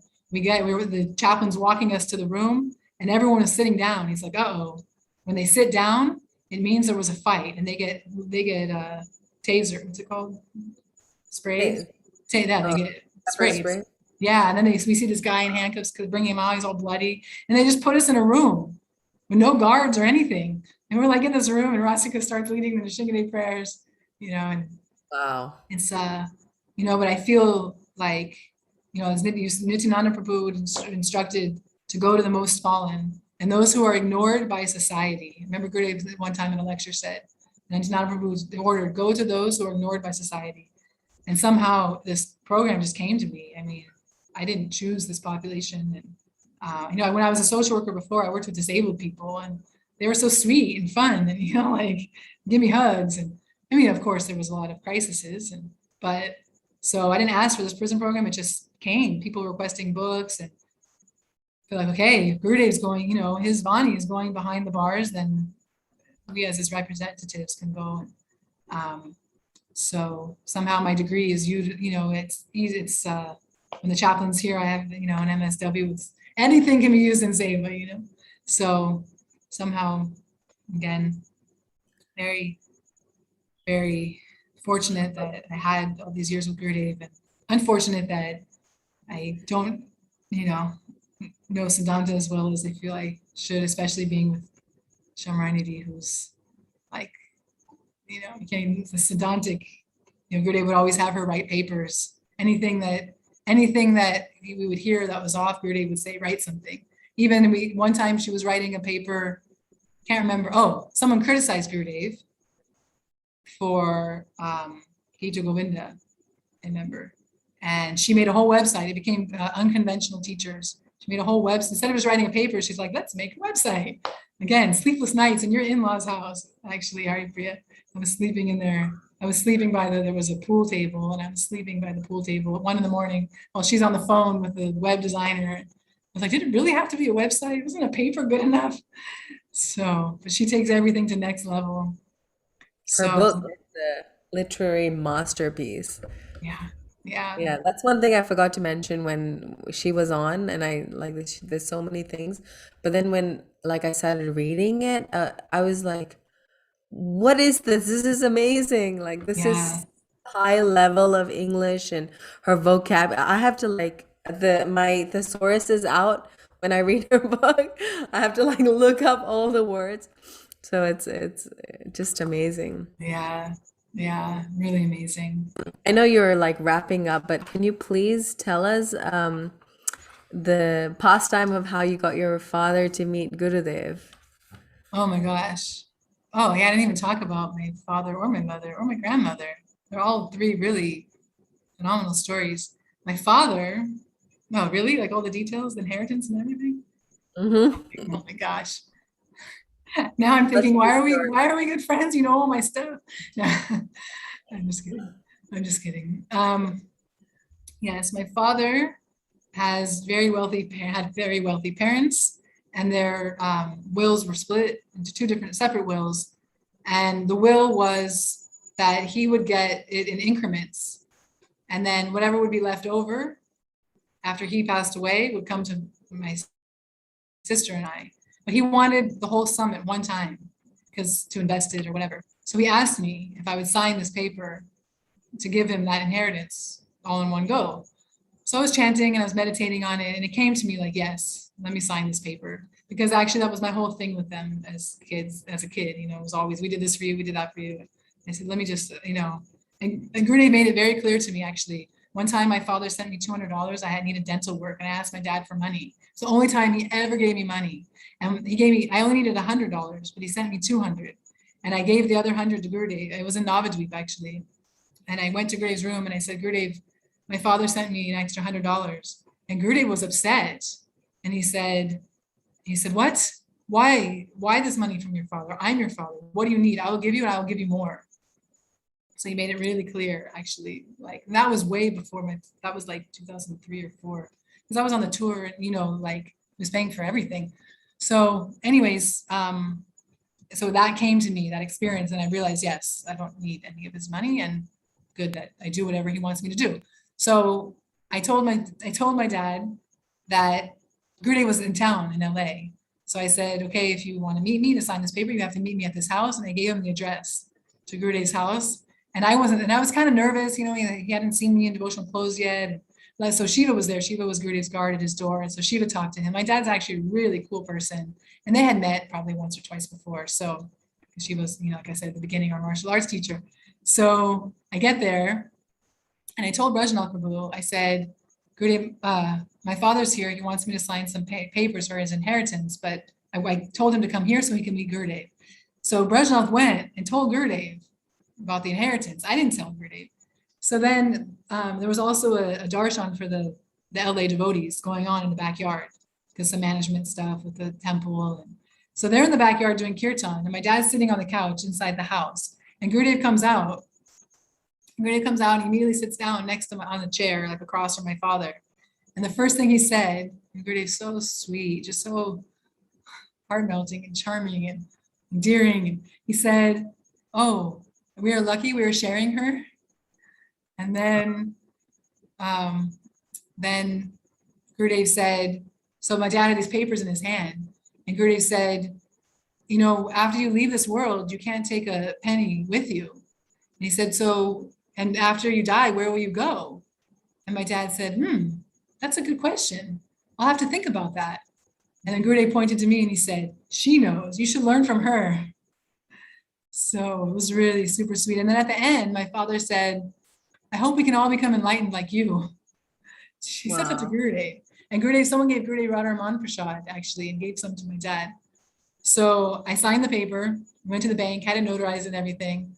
And the next day, Gurudev came up to me and he said, oh, you signed? And I said, yes, Gurudev. And he said, your father's happy? I said, yes. He said, very good. So Gurudev was pleased with that. And then my mother would never come because they didn't support, they said I'm in a cult. And, especially when I first came, she'd be like, someone's making money. She had all these different, ideas. And my grandmother came. The first time my grandmother came, the whole family told her not to go. And I told my grandmother and I were so close. So I said, if you don't come, I'll never speak to you again. So she came and I picked her up and brought her. It was such a sweet darshan. She was like a year older than Gurudev. I can't remember. Gurudev said, how old are you? I said, Gurudev, this is my grandmother. He said, oh, then she's my grandmother too. He said, how old are you? And she said, 94. And he said, oh, I'm 93. So he said, when you're 94, I'll be 93. And when you're 95, you'll always be a year ahead of me. And then Gurudev, then she came again in 2010. And Gurudev wasn't really seeing so many people. His health had started, slowing down. But he came up to my grandmother and he took her hand and he said, thank you. He said, thank you for coming. And then when I drove her home, she told me, she said, I can't believe someone so powerful remembered me. So beautiful. When she left this world, she actually just left, in her room, no hospital, no tube, no not and I really attribute that to Gurudev's mercy. Actually, she had no problems. She was starting to get dementia, but she was in her own home, in her own bed.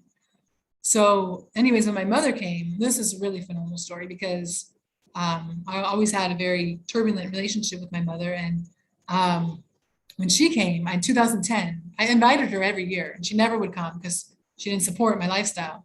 So in 2010, she came and I was so nervous about it. And again, she had never seen me in tilak and, devotional clothes. And so I said, please come. This is my Gurudev said, this is the last year he's coming to the West. And he really was more at that time I knew this really, I felt he said he's not coming and he's not coming. So I told her that. So she came and I was so nervous. And luckily, there was a couple other devotees there that helped because she came an hour before the darshan. So anyways, when Gurudev came out, Gurudev sat down and he said, oh, after so long, you're coming, your mother came. I've met your mother and your husband. And she said, you did? They didn't even tell her because she's everyone's kind of afraid of her. And I've always tried to be affectionate to her, but she's not really so affectionate. And somehow I was sitting on the ground and Gurudev was sitting in the chair. My mother was across and I felt so much love, Gurudev would say, like Syamarani always says, Gurudev emanates praying atoms. And one time Sri Vrinda asked Gurudev, when you're on the Vyasasan, like, we're so, I can't even look at you in the eyes. What are you doing, Gurudev? And he said, I am shooting praying atoms at you. And, so I hear it, but then when my mom came, I felt this love. And I felt it coming from Gurudev to me. And I was like petting her leg and had my arm around her leg. I just felt so loving. And Gurudev said to her, she said to Gurudev, she said, Gurudev, I don't understand why my daughter, who has a master's degree and a normal citizen of America, I'm so embarrassed when she said that, would work for the religion. She said, I understand like every religion has their God, but to work for the religion, I don't agree with. And he said, this world is like a garden, and we do so much to cultivate this garden. And when we leave this world, we can't take anything with us. He said, but she is working on the best garden. He said, and I have come to take her to the eternal garden. And he said, so don't worry about her. She is doing very good. And then my mom was like, okay. And then Gurudev said, even if you don't understand what I'm saying, something will come in your heart because you're hearing it from me. And it was really phenomenal. And then the next day I went to go see, I was leaving for Italy for with the tour. And so I went to go see them to say goodbye. And it was also my birthday, like close, it was June. And they gave me $200. And they never, ever gave me, my dad gave me money once. This is the first time my mother ever gave me money in 10 years since I joined Gurudev. And because they always thought I would give it to Gurudev, which I would have, but they gave me $200, which is like for them was nothing. But anyways, when I went to Italy the next day, or after a couple of days, I went to Gurudev's room. It was just me, Sulata, and Janaki, three of us. And I said, Gurudev, after meeting you, finally after 10 years, my mother's given me some money. And I said, here, and I gave it to him.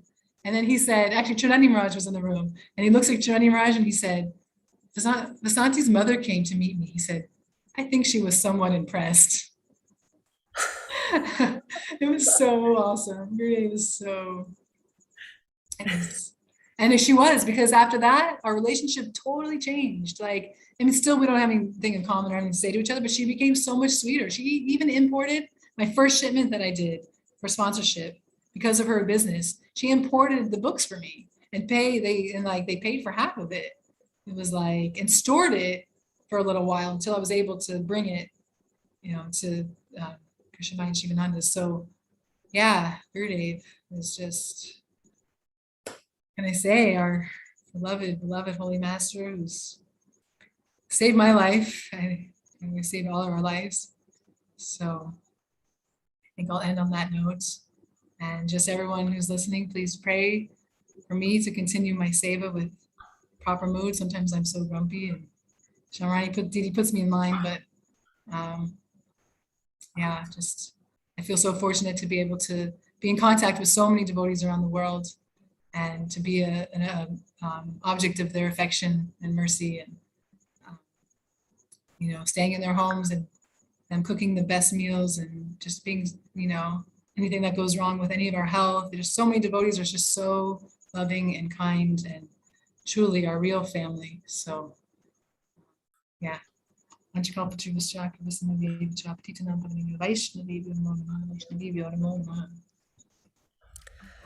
Wow, thank you, Vasanti Didi. My gosh, that was such a treat for my ears. It was so amazing.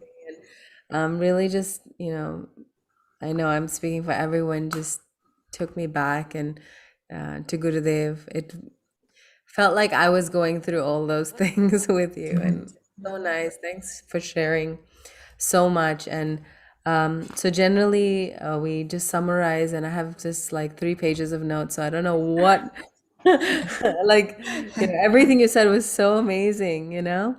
I really liked just the way you as a child you were already inclined, you were searching for God inside of you. There was that feeling, and somewhere Gurudev is reciprocating that very much. And you wanted to go to Israel also, again, for the spiritual aspect of it, but and then so you're learning martial arts and there's Gurudev reciprocating, teaching, and sending you a teacher that's already a Yeah. devotee. And speaking of Krishnamai Didi, I know, and Shivanand Prabhu, or both or one of them is watching. I would love to have them on as well, because your stories are so intertwined. It would be so nice to hear their experiences as well.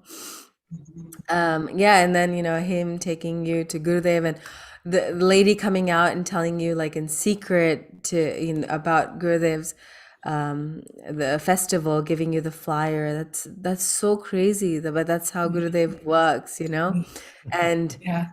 and I think this is kind of a similarity from a lot of the experiences that I hear in different people sharing their memories.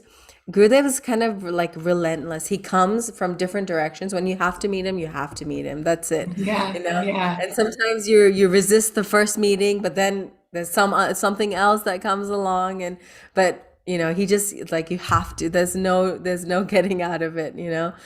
And then this female speaker, you were looking for a female speaker, and then he calls on Didi the first time you see that's pretty amazing. But that's again good, they're reciprocating with exactly what you need at that time.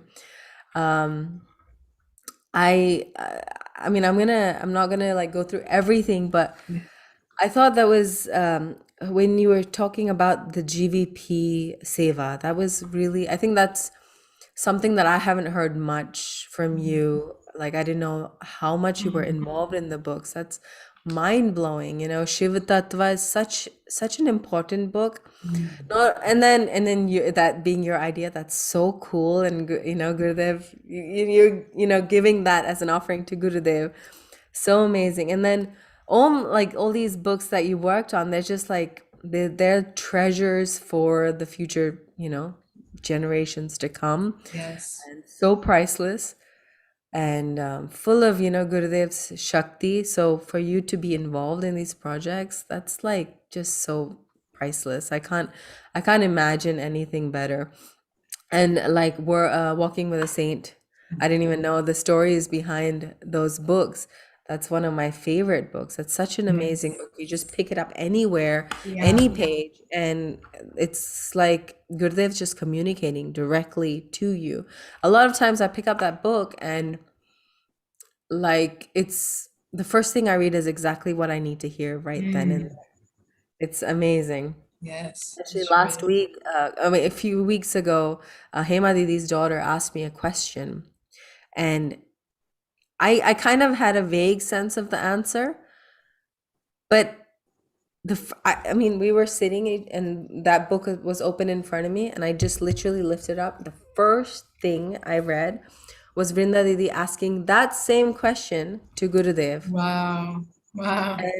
And this happened a couple of times, and so then I was like, Radha, here's the answer from Gurudev. So I feel like, that's, it's just an intimate darshan. Every line is just Gurudev speaking to us. So, and then of course, the mass distributed book, The Way of Love, such an amazing introductory book.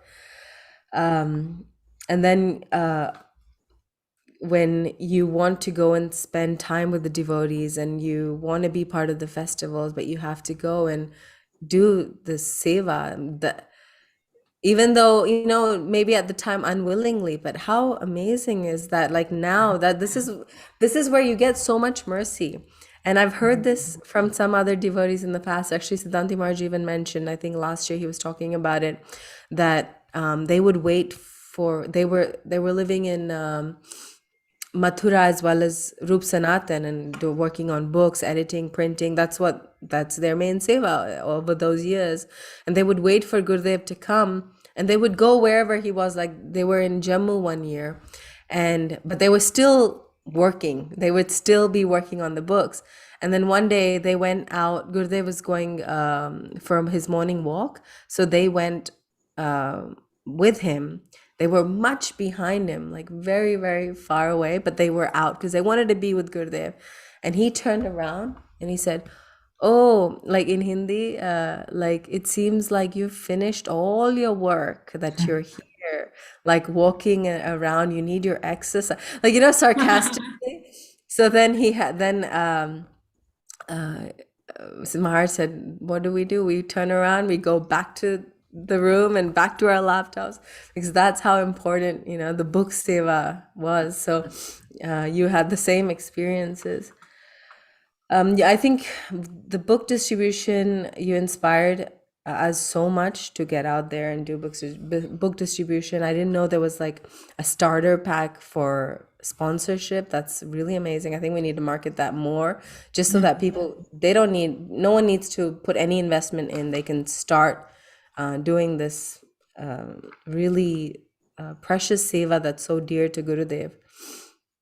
And when you said we paint and then you corrected yourself, I was thinking, it's so much like a team effort. And more than anything, I've just, even with my experience with Kunj Kirtan, especially in those last days and how much you were running around, there's no consciousness of like what time of day it is and what is like of routine, and I got to experience that just for a few days, especially when we're doing those digital enhancements and edits, and just to be in, get a taste of being in Didi's shoes for that. It was really intense for me. I couldn't even handle it. But you were running around to the printers and the scanners and then back and forth and back and forth and back and forth. But it was just, of course, yeah, it's you are very much behind materializing all of those projects of Didi's. And yeah, it just shows also how Didi's never, doesn't given any importance to her own needs and her rest and nothing at all. And I've seen this. Just to tell everyone, I remember the night that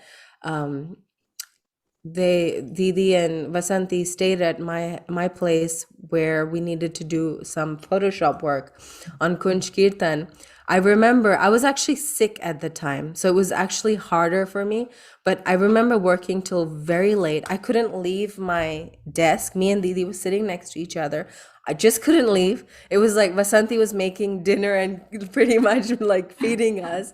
And it was so late at night, and I had to be like, Didi, I can't do anymore. I can't. And I begged her, please let me go to sleep. Crazy thing, next morning. And then she said, okay. Finally, unwillingly, she let me go to sleep. And then the next morning, she asked me what time we could start the work again. And I said 6 a.m. And I couldn't even, like, for me, it takes a long time to even fall asleep. So anyway, I had my alarm. I woke up at like 6. And at 5:55, she had already called. She had already called and messaged me like, I'm waiting out here. So she's up and ready, and she was waiting for me. And I was like, I made her not knock on your door either. I was like, don't knock on their door. I know. She sent me a voice message like, I'm confused. I don't know what to do. Do I wait here? Are you coming? Do I knock on your door? And luckily, I was like, thank God I'm up. I'm here. And I got up at 6 and I came out, and she was so relieved to see me. And then we worked straight till then. You guys had to run to the printers, and that's where my seva ended, and yours went on for days. And another thing is, few times, actually 1 or 2 times, that Vasanti has left Syamarani Didi with me, because she trusts me. I don't know why. And I've had to take care of Didi. Has been some of those most, like, I cherish those days so much. But at the end of that week, I remember one time she was at our house for a week. At the end of the week, I was exhausted. Just taking care of her needs all day. You're on a timetable, and then massaging her at night, and just all day. And then she's engaging you in all other services and posing with saris and whatnot. All day long. And I really have so much respect that Vasanti does this all the time, every day in, day out, and I couldn't survive like a week. Anyway, so just really nice to hear about the Commonwealth Games. I didn't even know that that was going on because I was there around those days, and I didn't even know that that whole other aspect was going on. And really touched me how you said, that I think Vajanti Mala Didi or with Vrindavan Yeah, Vilasini Didi Vilasini. said do your seva. Such a it's like really kind of hit me because I was just thinking, what was I doing then? Like I should have been out doing this service, but I wasn't. So I think that's a lesson for me. Yeah, I think that's kind of just sums up my notes, but it was really, really nice to hear just all the interactions that you've had with Gurudev. That's just, you're so fortunate, and Gurudev very much loves you so much, and He loves really all of us. all of us, of course, but even not letting you take money from your parents, things like that. It's such an intimate thing because he's like, you're mine. I'm taking responsibility for you. Don't worry about anything. So it's just so special. Ajay Prabhu, please add whatever you would like to add. Thank you, Didi. Thank you so much. Haripriya Didi, you asked so many nice questions so that Didi could speak so much more, which would have not been possible otherwise. And Vasanti Didi, it was so nice to hear you. How a rich girl from aristocratic background is living such austere life because of Gurudev's love and living her life in Vrindavan Dham and serving all over the world. It's amazing. And how a girl who is learning martial arts, so tough on outside, has such a soft heart inside and such a loving heart and doing such beautiful seva. It's amazing. And how you wanted to avoid when Gurudev came for first meeting, you went for Kirtan instead of meeting Gurudev. But that Kirtan led you to Gurudev. I mean, it's amazing. And you talked about Nursing Chaturdashi, the first meeting with Gurudev, right? First class, yeah. Yeah, I have a clip of that. Maybe it is the same or maybe it's different. I don't know. I want to share with you. You just verify if it is the same one. I'll just share it with you. It's just 50 seconds, not very long.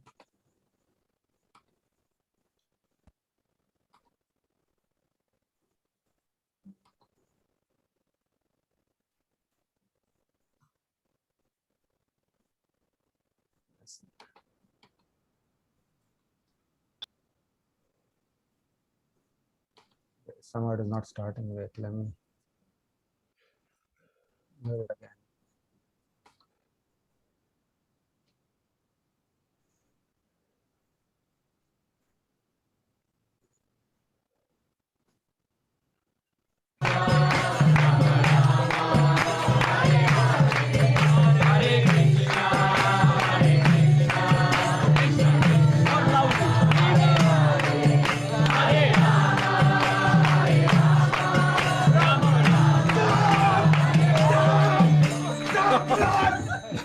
What are you doing? What are you doing? You know me? I'm Hiranyakasipo!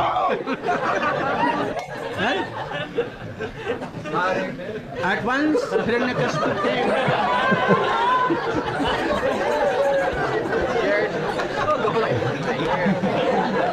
Hiranyakasipu at once came. Oh, this wicked boy is making all the boys destroyed. Found that. Now I am going to kill you. At once, I will see that who. So was this the one Or different? I think that might have been a different year. I can't believe you found that clip so fast. No, actually, Radhika found it. She already had it. And I thought maybe it is the same. So I'll just remember. Yeah, he came really loud, Maharajji there. Yeah, he was Yeah, that Nishigani skit they would do. that was Gurudev scary. loved it. He would laugh and laugh. And Didi, it was really nice to know. I didn't even know that you had done so much work on these books, especially Shiva Tattva was inspired by you. I mean, it is amazing that you started this book and Gurudev gave you such blessing on your pat on your head. And this book has inspired so many people. In fact, Radha Dasi from New Delhi, Indian devotee, she spoke about her life history and she was a Shiv Bhakt. Very strong Shiv Bhakt. She didn't want to leave Shiva at all. And she didn't leave for a lot of time after she met Gurudev also. But when she read this book, she was totally changed. So I can see how your inspiration is affecting so many people. And not only this, all other books also, like A Journey of the Soul. I think our Vijay Prabhu, he read this book and he was inspired in maybe I think this book or some. But all these books are so inspiring and life-changing. And you're doing such a beautiful seva about these books. And you also spoke about these books, Way of Love, My Shiksha Guru, Priya Bandhu, Origin of Rath Yatra, Journey of the Soul, Gopi Geet. Today only I heard that Gopi Geet is so inspiring. Today morning I was totally drowned in it. This Gurudev sang, and I shared with my daughter also. So these things are amazing seva, which will keep inspiring people for years to come. For people who don't know Gurudev, they will hear and then they will get inspired. That such a Mahabhagat sung, such a beautiful thing. So I can't thank you enough for bringing Gurudev to all of us in so many people's lives. And Soul of Book Distribution also. Then we didn't know anything about book sponsorship program, so it's very nice. And what you said about the book distribution is really nice. Somebody's name is on each book. When you see a box, you said this, make the statement, somebody's name is on each book, and somebody is suffering some corner of this world and his life will change by reading this book. It is so true. This is like Gurudev, you're giving Gurudev to so many people who are suffering. And you're serving 600 prison libraries, the books have gone. And how you're going to all the prisons and serving the people who are most in a difficult situation speaks so much about your heart, which is so ready to help people who are suffering. And then you talked about flooding the world. What idea to flood the world? Yes, we should flood the world with Gurudev's books, Gurudev's talks, Gurudev's videos, whatever we can. They should be everywhere. And yeah, so many things I've. And you talked about Didi, how she paints. She doesn't remember her body at all. This is what meditation, super meditation. And my daughter is saying it's late. Don't summarize so much. So okay, I have to stop here now. But it is so nice. Lastly, last thing you said, I'll miss all those things. And how Gurudev went for 100 Russians in such a heat. That's also amazing how Gurudev wants to go. And he sees, he already knows so many people are waiting for them, which you don't even know. And then how he shoots flame atoms at you whenever you meet. And then he said, we are lucky sharing her to your mother, I think. To your father. Yeah, father, yeah.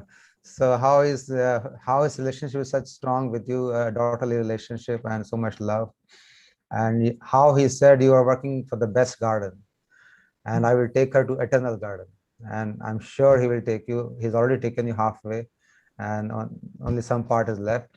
And then at the end you said, Gurudev said, you ended your program with Gurudev's words about your mother. I think she was somewhat impressed. And I think not she, whole world is somewhat impressed, somewhat what, they are totally impressed. And we are all drowning in his memories. And Didi, thank you so much for inviting me, Prabhu. Being here. Thank you so much. I'm so indebted to your services and to your what you've spoken today. It inspired so many people. So nice. Not many people understand English so well, so not many people listen to this, but this is recorded and it will be kept, so people will hear later also. So thank you so much, Didi. Thank you. Thank you. And thank you, Haripriya Didi. Thank you. Thanks, Thank you. Haripriya. Thank you all the listeners. Jai Gurudev. Tomorrow we're going to have Gopijan Vallabh Prabhu, very nice. senior devotee and living, I think, in the same place as you are. Yeah, I can hear him live. Yes, so he'll be there with us. And I've been seeing him from 90s actually, and I have never talked to him. First time I talked to him was a few days back when I invited him to this program. Wow. So I've seen him always quiet. I never heard his word also from, and I've seen him doing seva, but that's it. Yeah. So very elevated devotee. We'll hear from him tomorrow. Thank you very much. Thank you so much. It'll be so nice. Over to you, Haripriya Didi. That's it, Prabhu. Nice to hear and associate with you all. One thing, we need to also get Anita Didi on here. Well, she's coming to your house soon, so you can work on it. She's coming to my house like next week today. Yeah, like on Tuesday next. So maybe if there's a date, then we can maybe do it live, like across from each other or something. Great. Okay. That'll be awesome. Okay. Hare Krishna, Dandavad.